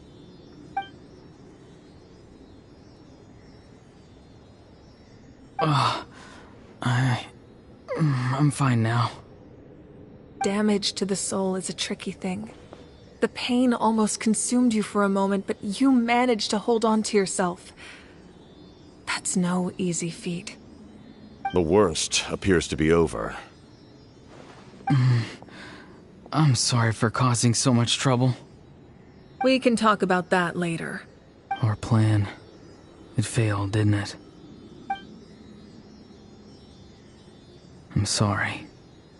We were so close. You saved my life, and now the debt is repaid. Auroron, I never thought you actually wanted to sacrifice yourself in that ceremony. But you never gave up. Have you come to a conclusion on what it is that you truly want? I just want an answer. A reason why I exist and why everyone always did so much for me. No one is born a hero, and no one should be treated like one from birth. I had a chance to do something important back then, but I failed.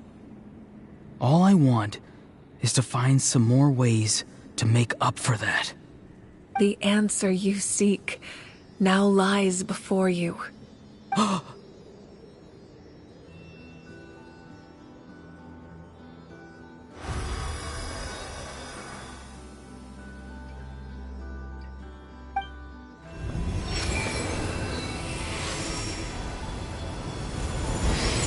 You are the inheritor of my name. The hero from the masters of the Nightwind, who shall fight for this generation. Fascinating. You're not the person that the others thought you were. And yet, you're also not the kind of person that you thought you were. Like you, I never thought I had what it took to be a hero. I was too cunning, too self-absorbed. But in the end, I sacrificed my life for this nation.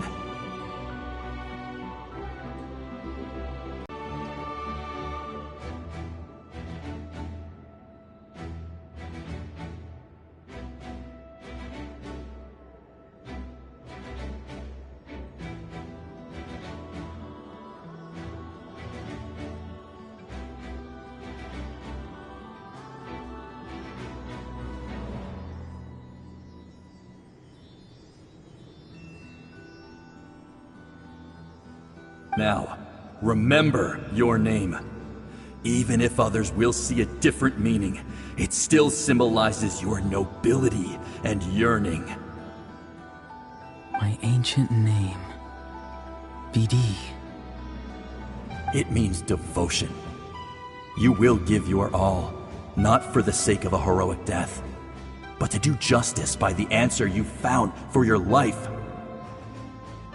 For that answer, you will offer all of your strength and be born anew.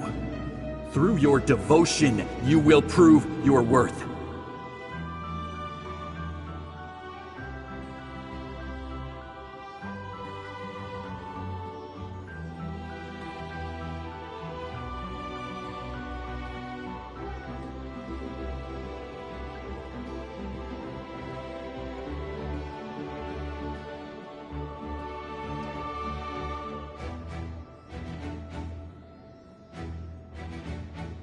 Having foretold his own death, the omniscient man holds a feast in celebration.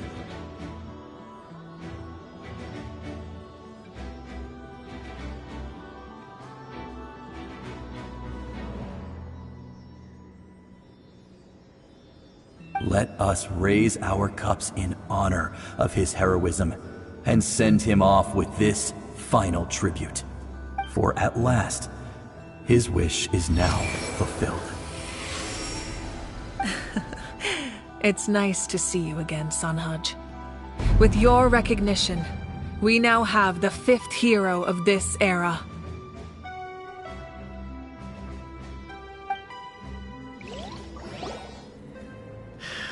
I am happy to see your plan advance one step further. It seems that my cry did not cause irreversible damage.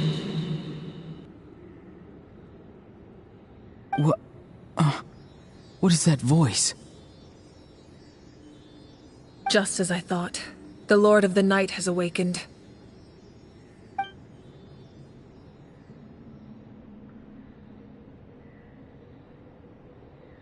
The Lord of the Night? As in the one who rules over the Night Kingdom? I preside over a realm of souls. Due to my limited power, sleep is the only way I can extend my existence. When you activated the device, I awoke and could not hold back my cry. It is a sound that agitates souls. Most of you are unaffected because your souls are intact. But with a damaged soul, the effect on your friend was heightened, and his soul almost shattered as a result. And yet, his soul remains in one piece. He managed to overcome this obstacle through sheer strength of will. A truly impressive feat for a human. So, was that what caused all his strange behavior earlier? No. An additional soul was affected. It tried to take refuge in the missing part of your friend's soul, but was ultimately expelled. However, this soul does not hail from Natlan or the Night Kingdom. Activating the source mechanism was supposed to reconstruct the ley lines. Why did it awaken you instead? Because I was the one who originally constructed Natlan's ley lines, otherwise known as the Night Kingdom. The ancient battle between the Descender and the dragons destroyed the corner of the world, allowing the Abyss to invade. Natlan's ley lines took the worst of the damage.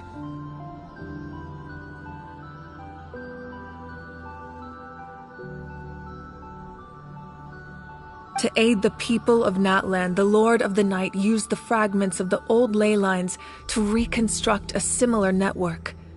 That's how the Night Kingdom was born. The first Pyro Archon, Xbalanque, strengthened that realm and established the rules that aid our fight against the Abyss. The Ode of Resurrection and the Pilgrimage, both of which are practices that survive to this day. Oh, right! You said before it all came from the power of the heavens. The ancient dragons tried to use this device to strengthen the ley lines by imbuing them with power. Back then, this method was rather ineffective. They lacked the skills to navigate the intricate structure of the ley lines. And now, the structure of the ley lines has also completely changed. It was an incredibly crude and painful method, but I managed to absorb some of that power. Now, I can speak to you like this and provide you with aid.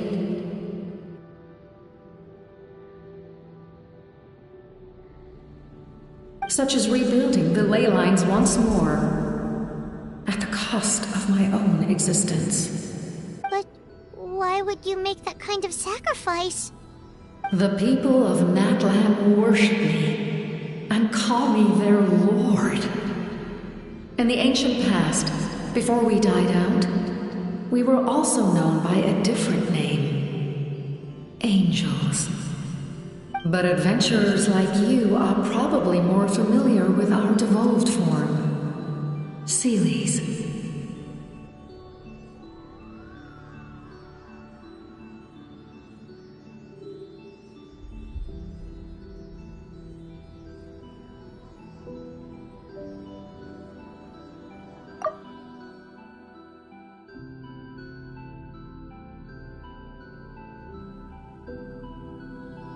No wonder there are Seelies around here.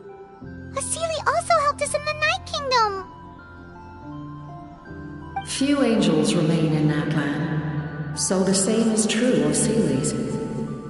Everyone rallied around me and offered their power to humanity to reconstruct the ley lines. Now, I have witnessed your determined pursuit for survival, and I have become your faith. I am very pleased. Moika, inheritor of Xbalanque's will, and leader of Natlan. Despite all the obstacles and misunderstandings, I have awoken, and the efforts of this harbinger and the young hero have imbued me with power. Say the word, and I will once again work to fulfill my mandate, just as I did thousands of years ago. You need only nod your head. For the sake of your people and your nation, for the sake of overcoming the invasion from the Abyss, give me your orders. I will not. After reconstructing new ley lines, you will cease to exist. The rules of Natlan are founded in the Night Kingdom. If you disappear, so do they. Not to mention, all the memories and legends recorded within the old ley lines will disappear along with you.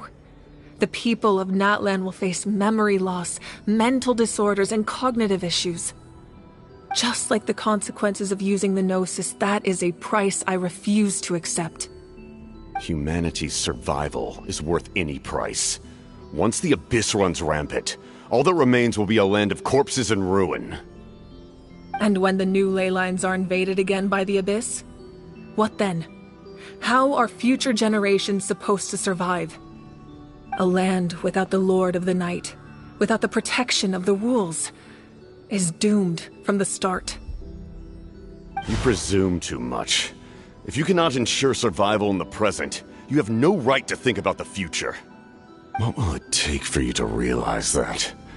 How many hundreds or thousands will have to die? The situation hasn't gotten that dire yet, has it? Why? Because I am a survivor of Conria. I've witnessed the devastation and terror of the Abyss with my own eyes. Conria? That's right.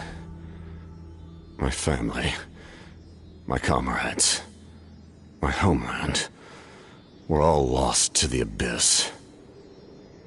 It is an unforgettable pain. One that no amount of time could ever dull. Not even 500 years.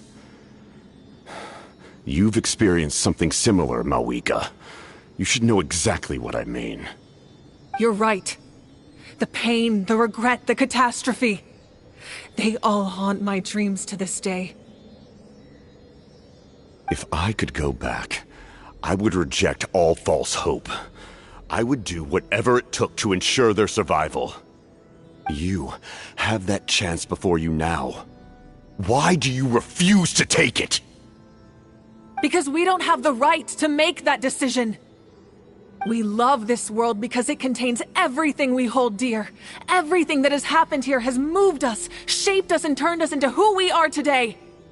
Giving up our memories and history would mean rewriting everything.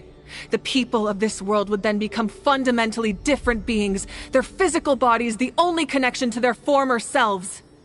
Even so, given enough time, a new civilization would inevitably flourish. If you believe in humanity, you should trust in their ability to create a new future. Or, history could repeat itself. The Abyss could invade once more, and it would all be for nothing.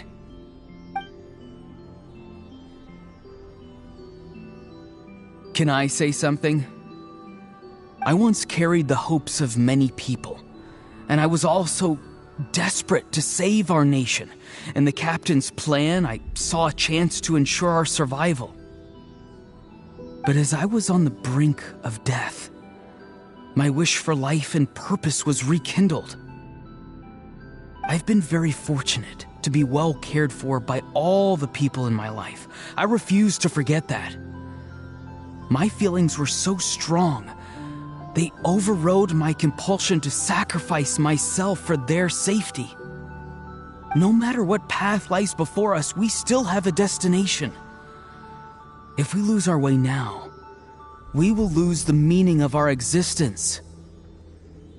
That's right. Natlan's heroes gave their lives so we could have this chance against the Abyss. Their sacrifices are our blessings. Not only are their deeds and spirits exceptionally meaningful, they may also well be our path to victory. I don't want to give up just yet. Yeah, we're just one hero short. The power from the device will allow me to remain awake for some time. I stand at the ready should you change your mind.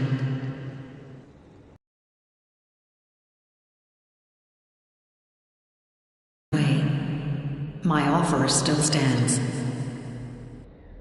Humanity is truly remarkable. Even the gods in the heavens hold you to be special. Even now, you stand before me, dazzling like the sun.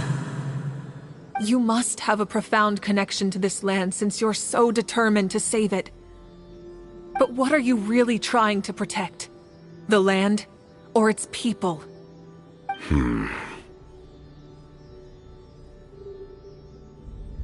Pretty sure he wants to hear what you have to say, Traveler.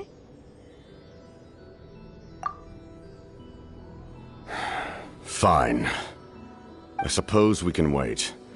Now that Auroron has inherited the memories of his forebearer, there's only one hero left. Your plan does have the potential to generate the best outcome. In the meantime, you shall have the aid of all the Fatui under my command. Thank you. Having such a powerful harbinger on my side is a big advantage.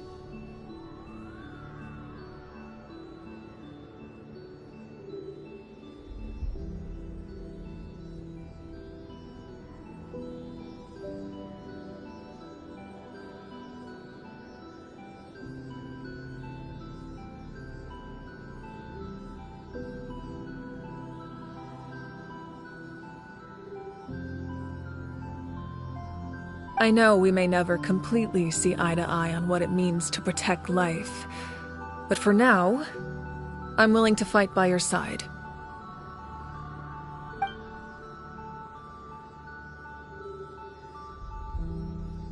All right, we should let everyone else know about the plan. They're probably still at each other's throats outside.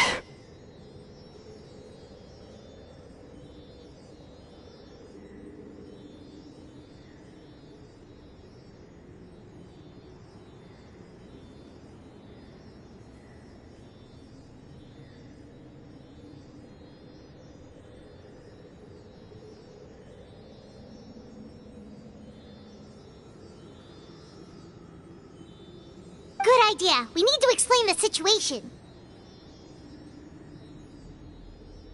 Oh, guess we'll stick around then. I'll update everyone outside. Let's meet back up at the stadium.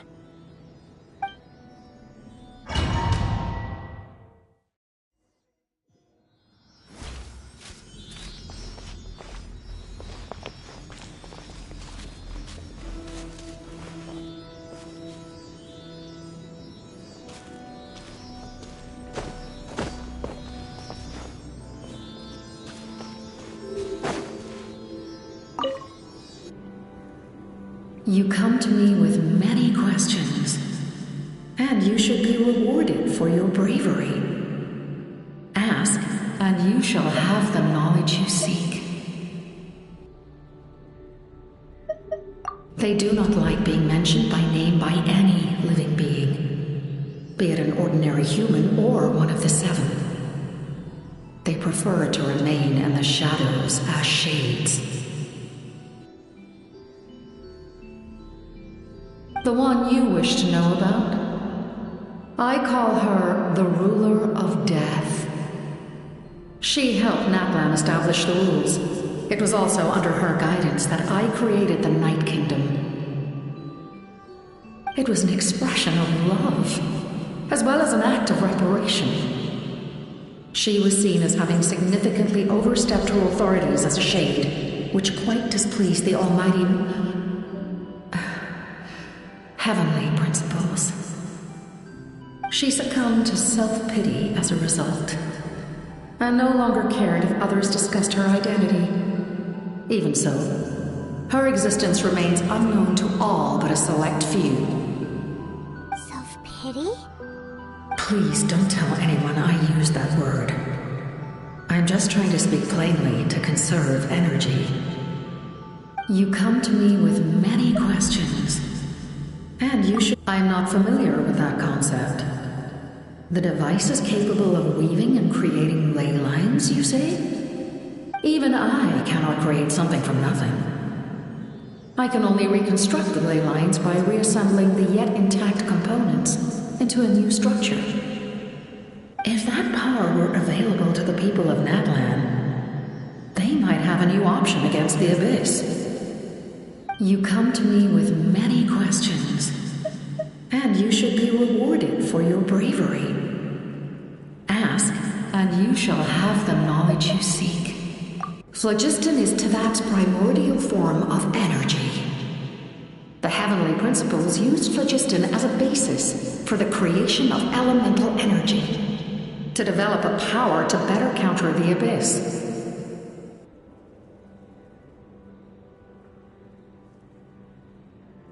Have you heard of the concepts of the light realm and the human realm?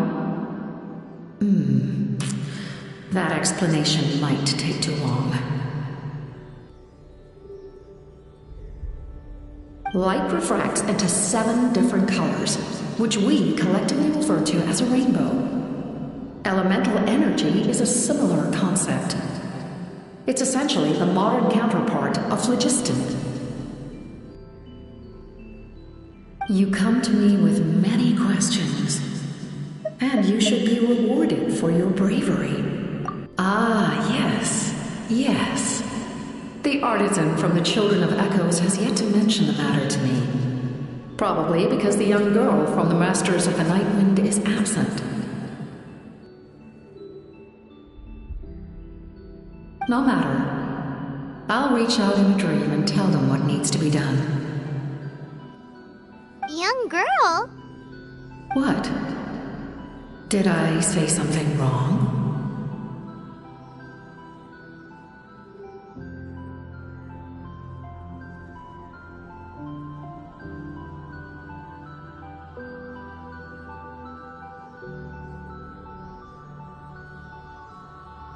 You come to me with many questions, and you should be rewarded for your bravery. Ask.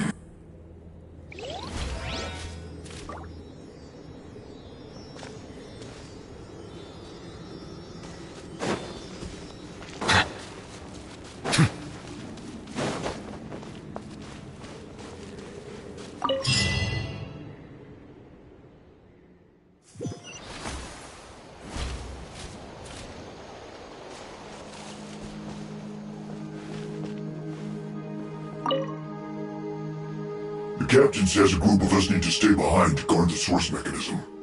It's extremely important. Of course, you're free to come and go as you please.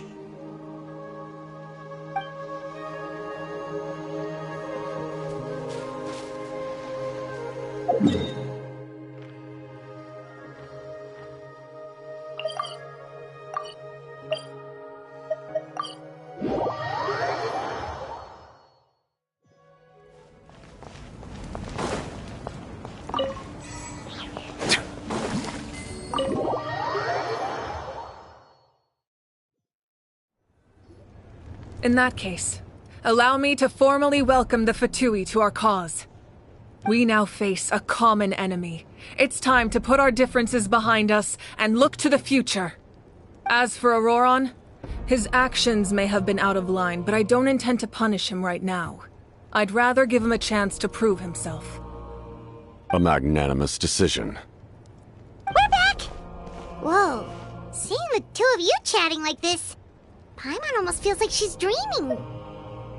This may be an unexpected outcome, but a favorable one nonetheless.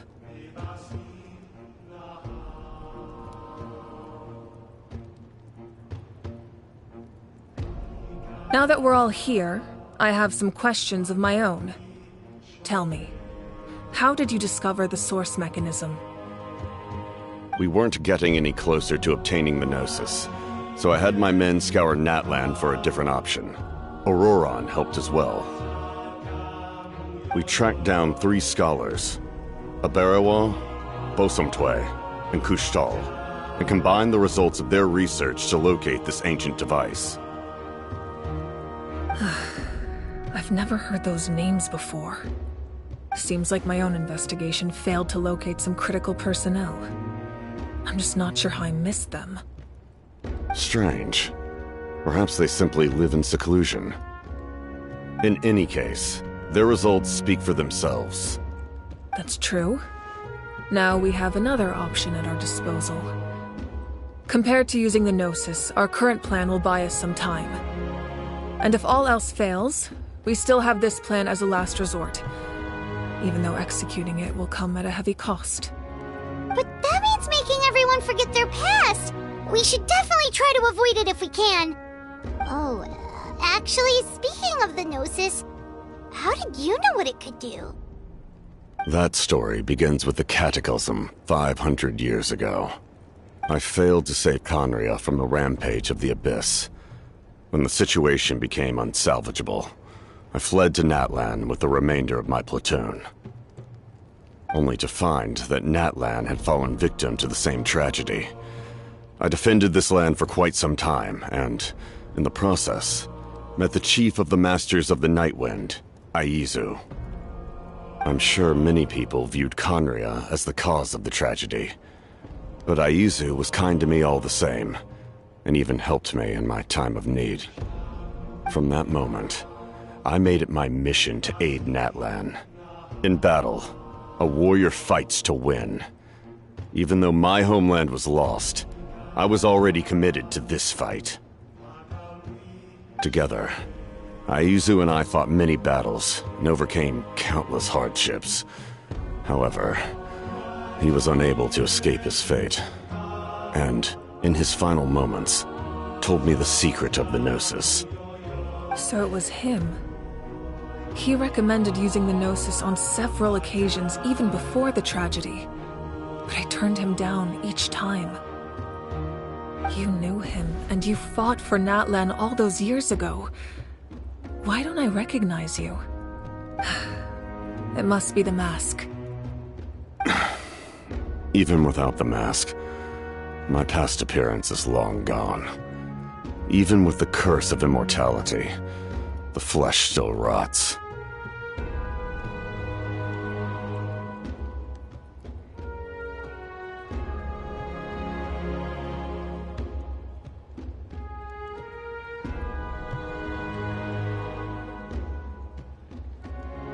Wait, do you know someone named Dainsleif? That problem doesn't seem quite so extreme for him. You've met him already? Yeah, a bunch of times. Sounds like you know him too. During the age of Conria, all I knew was his name. The last time I saw him in person, he was traveling with the princess. He carries a degree of pain and hatred that far surpasses my own. Yes, you're the brother of the princess. Given the role I held in Conria, I would prefer not to harm you. Although, this is likely a self-imposed burden. If the princess saw me now, I doubt she would even recognize me. As for your question, I don't know how Dane managed to slow the deterioration of his body. My appearance is much changed, and that's not the only thing. Even my physical strength is a shadow of what it once was. I would have never known. During our battle, it felt like I was fighting against the pinnacle of human strength. And I still lost. I deserve no praise for that outcome. Still, it's a shame we never faced off 500 years ago.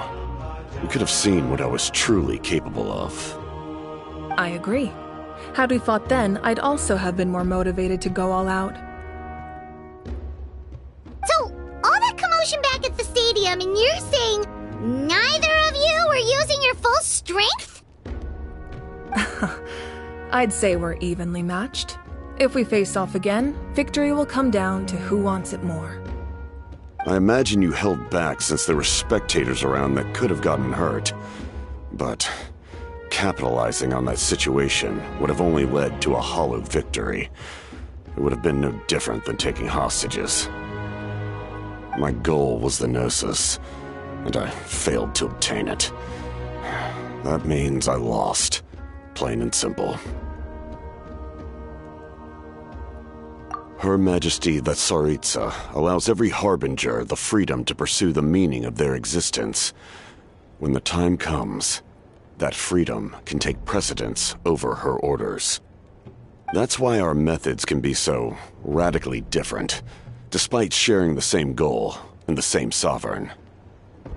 I needed the Gnosis because I came here to save Natlan. That was my primary motive. Once Natlan is saved, if the Gnosis still remained in my possession, I could bring it back to Snezhnaya. My decision regarding the Gnosis will not change. So let's focus on the Abyss for now. Right! What happens when all 6 heroes are together? We will unleash a great power that can be used to thwart the Abyss. But only once. It's a power that Xbalanque gained from Renova. Renova is a god whose existence predates any Archon. You can think of her like an emissary of the heavenly principles. She controls the power of death.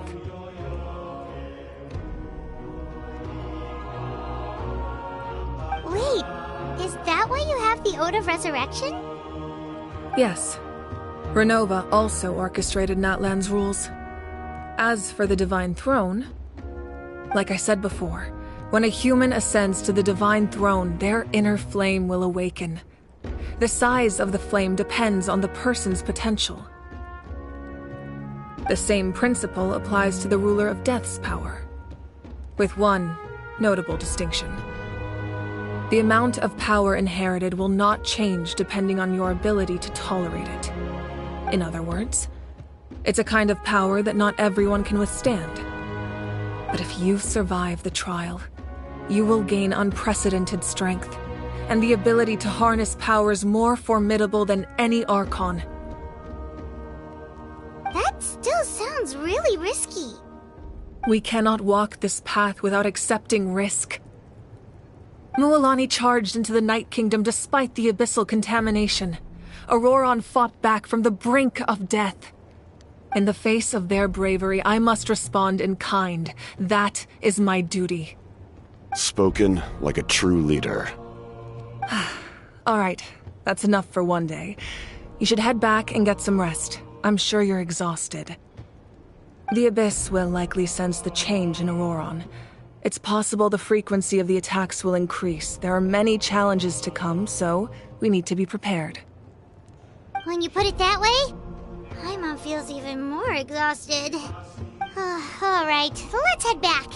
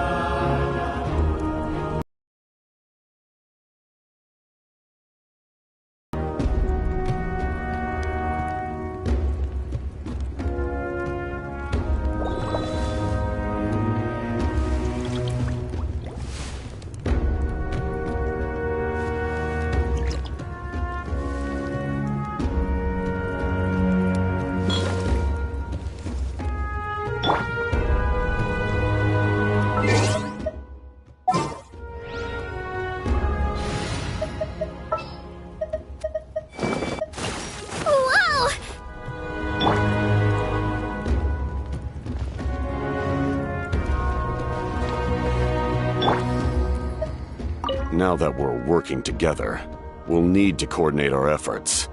I'll leave a portion of my forces for you to command. That will definitely help relieve some pressure. You're sure they won't object? It's an order. I will make that clear. Excellent. I appreciate your trust.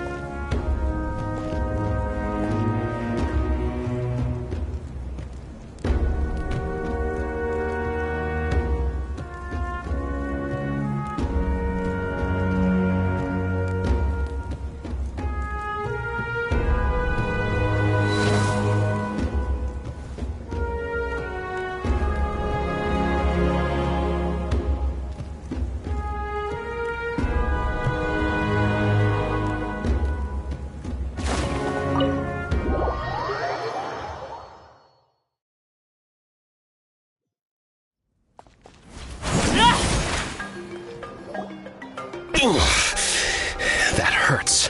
Stay still. Your wound needs time to heal. You need to rest for a few more days. The monsters keep increasing in number. It's like something changed. It's definitely unusual, and we should all be careful. But don't worry too much. You have us by your side. If there's one thing the Abyss fears, it's strength. If they think we're easy prey, they've got another thing coming. Oh, someone's calling us. Coming! Coming! Something wrong, Traveler?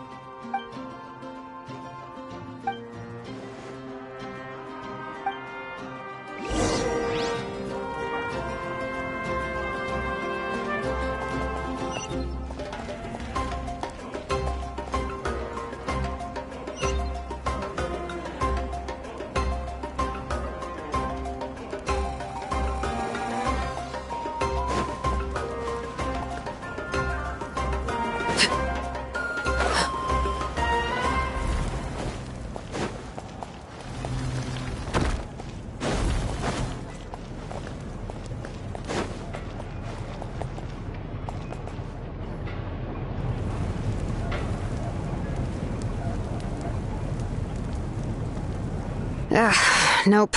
We can't give any of these to our soldiers. They were not tempered correctly at the forge. Well-made weapons and shields are vital for the survival of our people. I know we're under a lot of pressure, but we can't compromise on quality. Listen, I'm not blaming you. I know this isn't your usual standard of work. Why don't you all just take a break and I'll take care of the pieces.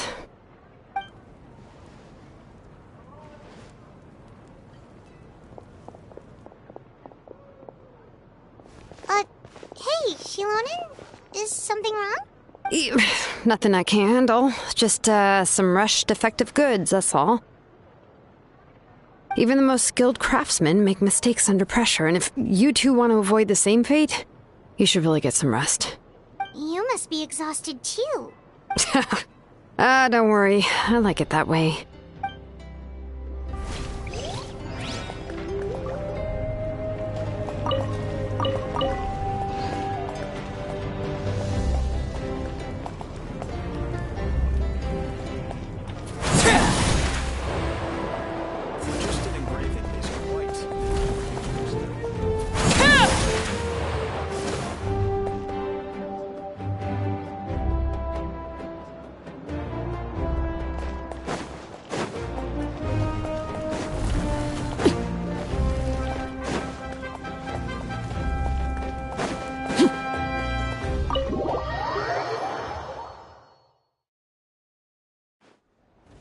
Auroron! Granny? What's wrong, Granny? It looks like you have something to say. You know exactly what you did! You need some sense knocked into you, that's what I think! Now, where do I even begin? I'm sorry. Now that you have nowhere to run, that's when you apologize? You couldn't wait to run off last time, and the time before that. Pretty sure I apologized those times too. What exactly were you thinking? Being a wanted criminal is one thing, but then you also tried to pull off that whole thing in the ancient ruin.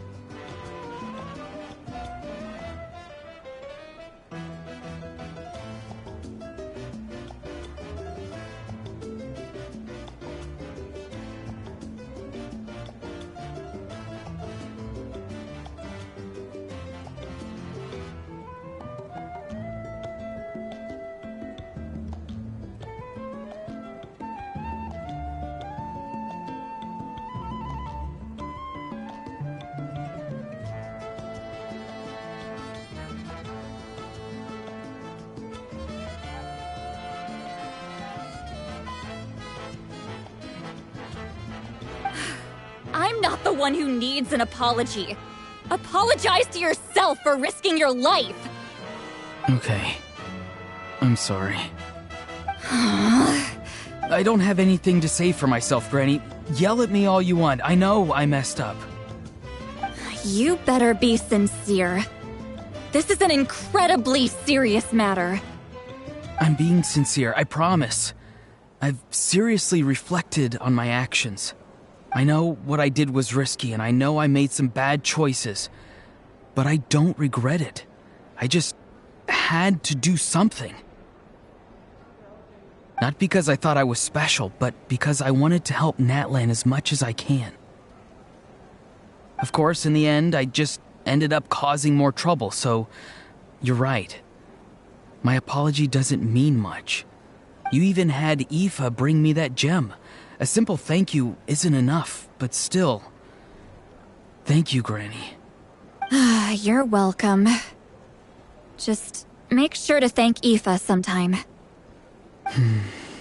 I will. Anyway, don't feel too grateful.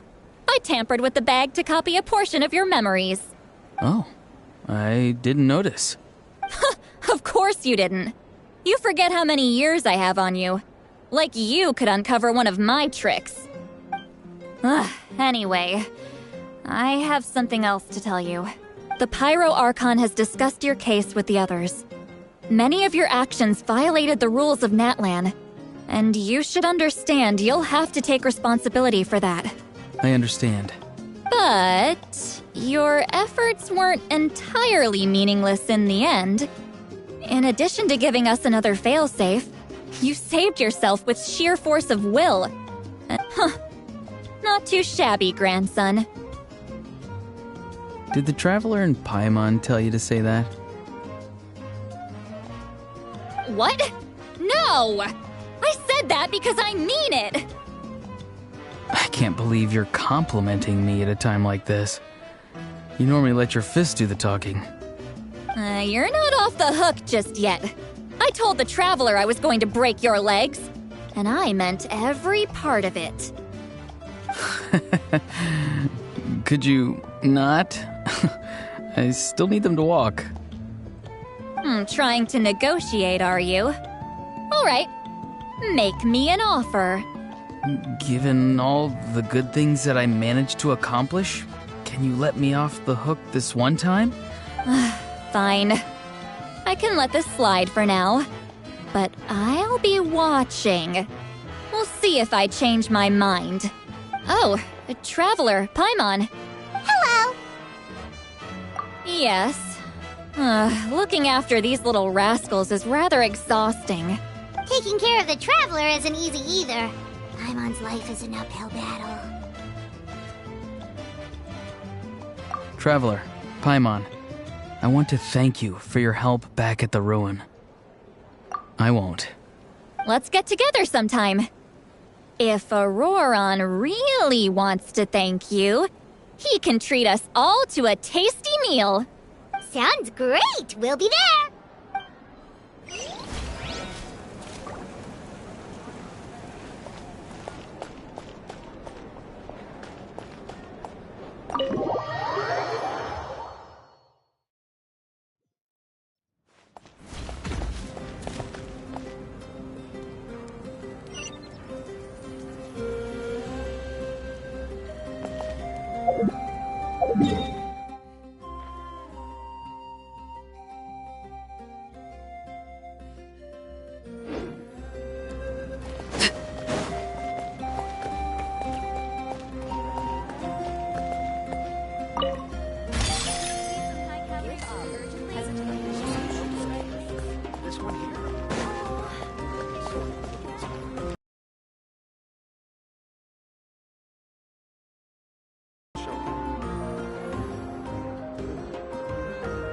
Kanich, you made it back in one piece! Oh, these must be friends of yours. Well, head out then.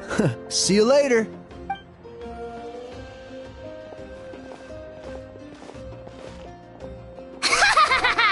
It was a piece of cake.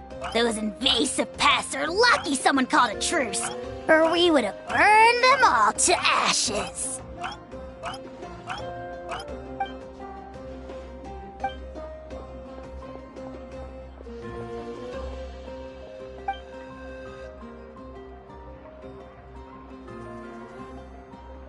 Yeah, a lot happened while we were in the ruin. We'll tell you about it some other time.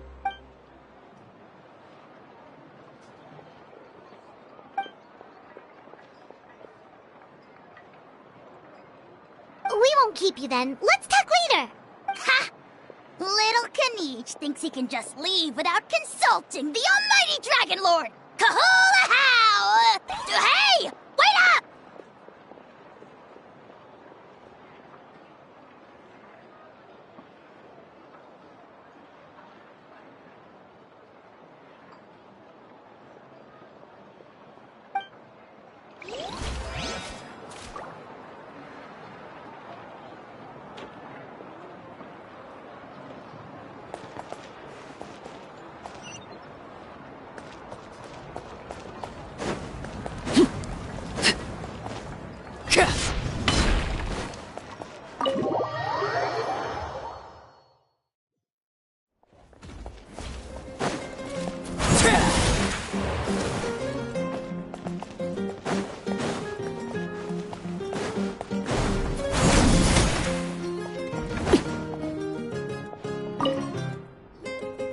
If you're done for the day, we should get some rest.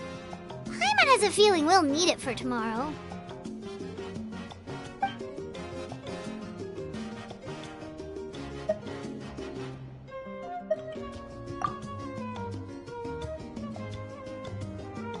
You ready?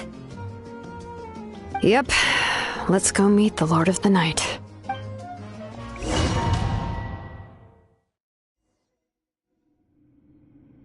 So, this is where you heard the Lord of the Night? Guess that means she really has awakened. Hopefully we made it before she falls asleep again. Fret not. I'm still here. For a weak life form, falling asleep is no less taxing an exercise than staying awake. I'm sorry for disturbing your rest, but there's something we didn't have the chance to ask you earlier. We need to forge a new ancient name for the Traveler. But we ran into a problem. He's not from Natlan, so there are no records of him in the Night Kingdom. I see. Malwika must hold him in high regard. It would seem the two of you are not simply here on her orders. So, what say you? Do you? Speak your mind. There are no others here. You are both my children, both children of Natlan. I would hear your opinions on the matter. He is special. He saved Kachina and devoted himself to helping us avert this disaster. Natlan owes him a debt. But that debt has not been repaid, and with an ancient name, we can at least guarantee his safety. Even though that guarantee will come at the cost of your own life? Yes. So, it's true. Forging an ancient name consumes the life of the craftsman. Forging an ancient name is an act of creation. It involves taking disparate concepts throughout the Night Kingdom and condensing them into a heroic epic. But it takes time for the new concept to be integrated into that realm. If the ancient name is like a seed, then the life of the craftsman is the outer shell, serving as its protection. Once that process is complete, the seed will sprout, and having served its purpose, the outer shell will gradually disappear. Forging an ancient name is no easy task, and creating one for an outlander makes it even more challenging. Still, if you're here, that means your mind is set. Yes, because I believe forging this name will be well worth it. We don't know how long we'll be able to hold back the abyss or what the final price of averting this disaster will be. If giving up my life means that all the people of Natlan can have a future, then the sacrifice is practically negligible.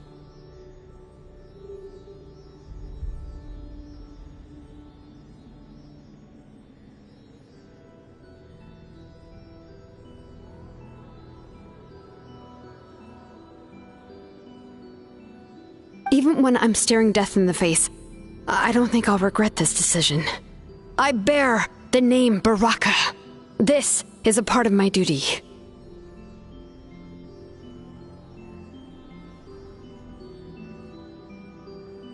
I understand. The chance may be exceedingly slim, but you still want to seize it, because this could be the final step to victory. And you, Siglali? The anxiety you feel. It's because you saw something, yes? Something you were not meant to see. So, you know about that too? What is she talking about? I've had concerns for a long time. Malwika's plan needs too much time, and too many things can go wrong. The Masters of the Night Wind have a ceremony that can be used to glimpse the future. It's just... using this power on the Pyro Archon has always been seen as a taboo. And you did it anyway? What did you see? Death. How? A key part of Malwika's plan is using the 6 heroes to release the power Xbalanque obtained from the ruler of death. Considering its origins, the price of using that power is death. You're saying Mawika is going to die in this war against the Abyss? Yes. I can't just ignore what I saw. That's why I need the Traveler's power. I need the power of a Descender. Don't forget, Sidlali. Even if it may seem like someone is fated to die, the nature of death and fate are different. Fate indicates what will happen in the future. The time, manner, and place are all predetermined. But death is different. Death is a rule. The ruler of death's power will allow Mawika to triumph over the Abyss. But she must offer her own life in the process. The ruler of death cares little for the time and manner of a death. She simply guarantees that it will occur. Fate may be able to influence the timing, but that is all the Traveler can change.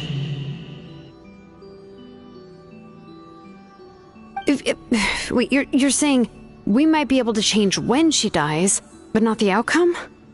I cannot help you with this, I'm afraid. It's beyond my capabilities. Mawika knows about all this. Yes.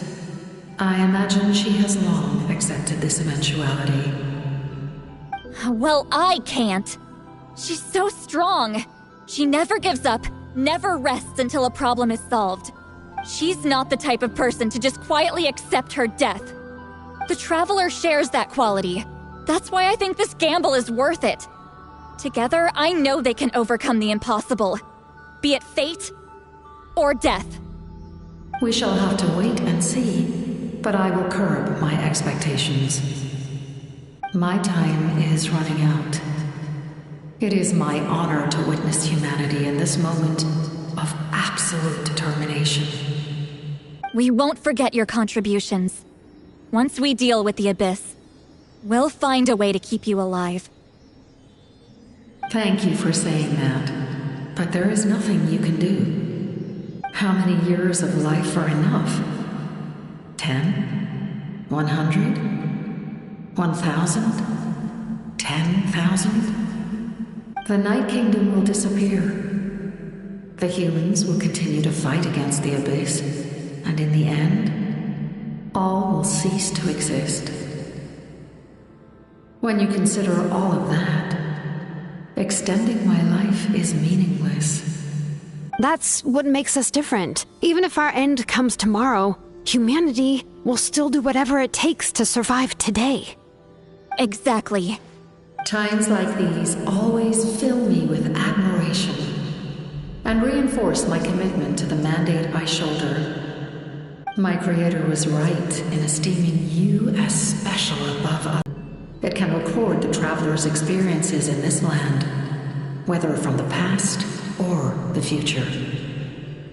With it, you can forge the ancient name you desire, and the Traveler will also become a hero forever recorded in the memory of Natlan. Thank you. We're sorry to ask this of you when your strength is already all but spent. Really. Thank you so much. Your thanks are unnecessary. This is the least that an angel can do.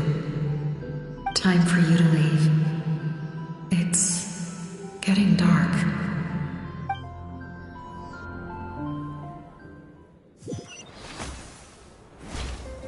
I can't sleep with all the noise outside! Forget it, let's go check it out.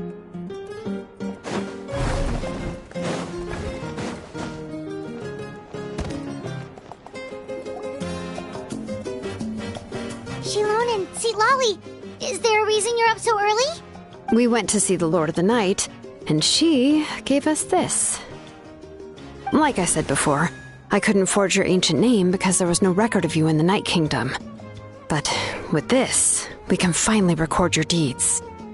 Just keep it with you during your time in Natlan, and eventually it'll be full of your adventures. Really? Let Paimon see!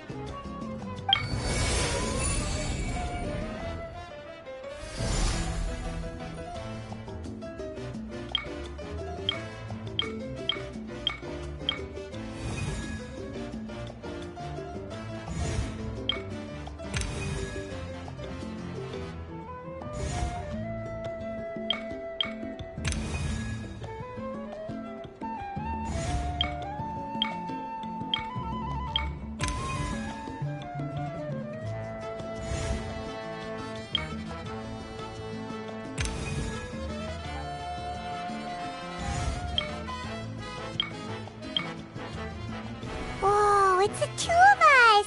And a sun in the middle! Oh, and that must be... Kachina? It's not a concrete medium. It reflects the Lord of the Night's will, and shows what she wants you to see. Oh, in other words, don't worry about his form. When you want to check the contents, just take it out and have a look. Sounds convenient! It's also super light and doesn't take up too much space. This is a really awesome gift. Oh, yeah. We'd feel bad accepting something like that. Oh, yeah. Don't worry, you two. It's, like you saw yesterday, aiding humanity is the Lord of the Night's mandate. She would have willingly reconstructed Natlan's ley lines at the cost of her own existence. She wouldn't ask anything in return for this.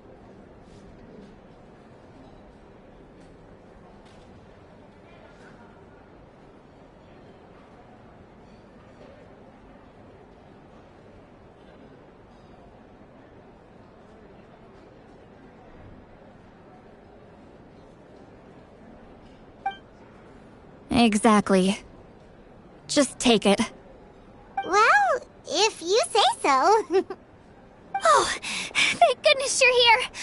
The Abyss attacked again, and the monsters are everywhere. We need help. So soon?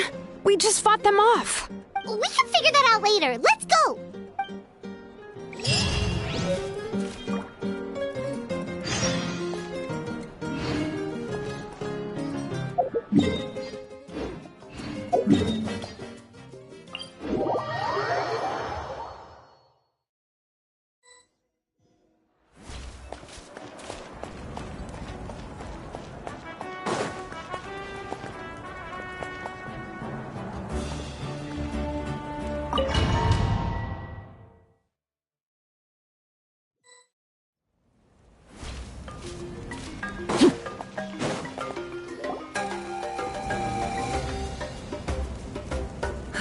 I see.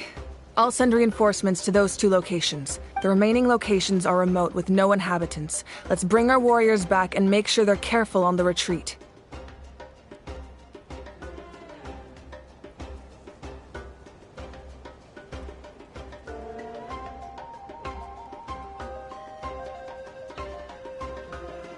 Understood. I'll spread the word.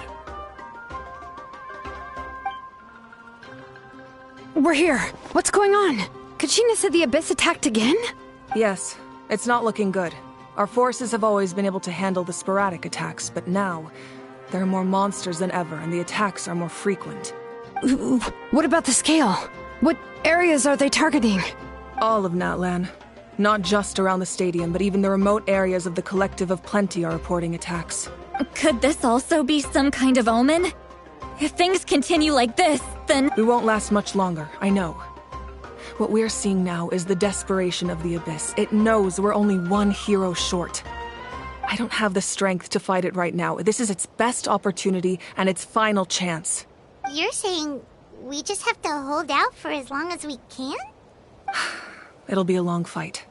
Our current focus needs to be on protecting civilians and conserving manpower. There are caravans and adventurers trapped in the wild. Many of our warriors have already left to rescue them, but they'll need reinforcements. Leave that to us. We'll head out right away. All right. Shilonen, Kachina, head to the camp near the Children of Echoes. Sitlali, you're needed in the Masters of the Nightwind. As an important figure in the plan, Auroran will stay here. Your tribe is too far from the stadium.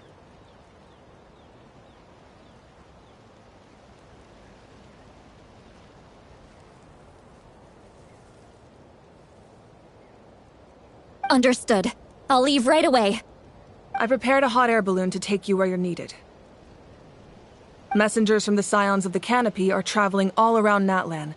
Update them once you've completed your mission, and they'll compile the information into a battle report. As I receive intel from the various regions, I'll plan your next move.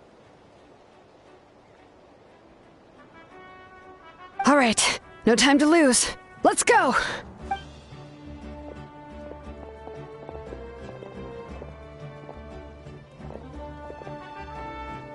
Be careful, everyone!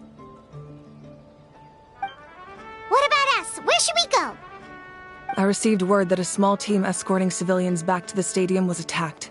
They won't be able to hold out for long. Can I leave them to you? Thank you. The hot air balloon is over there.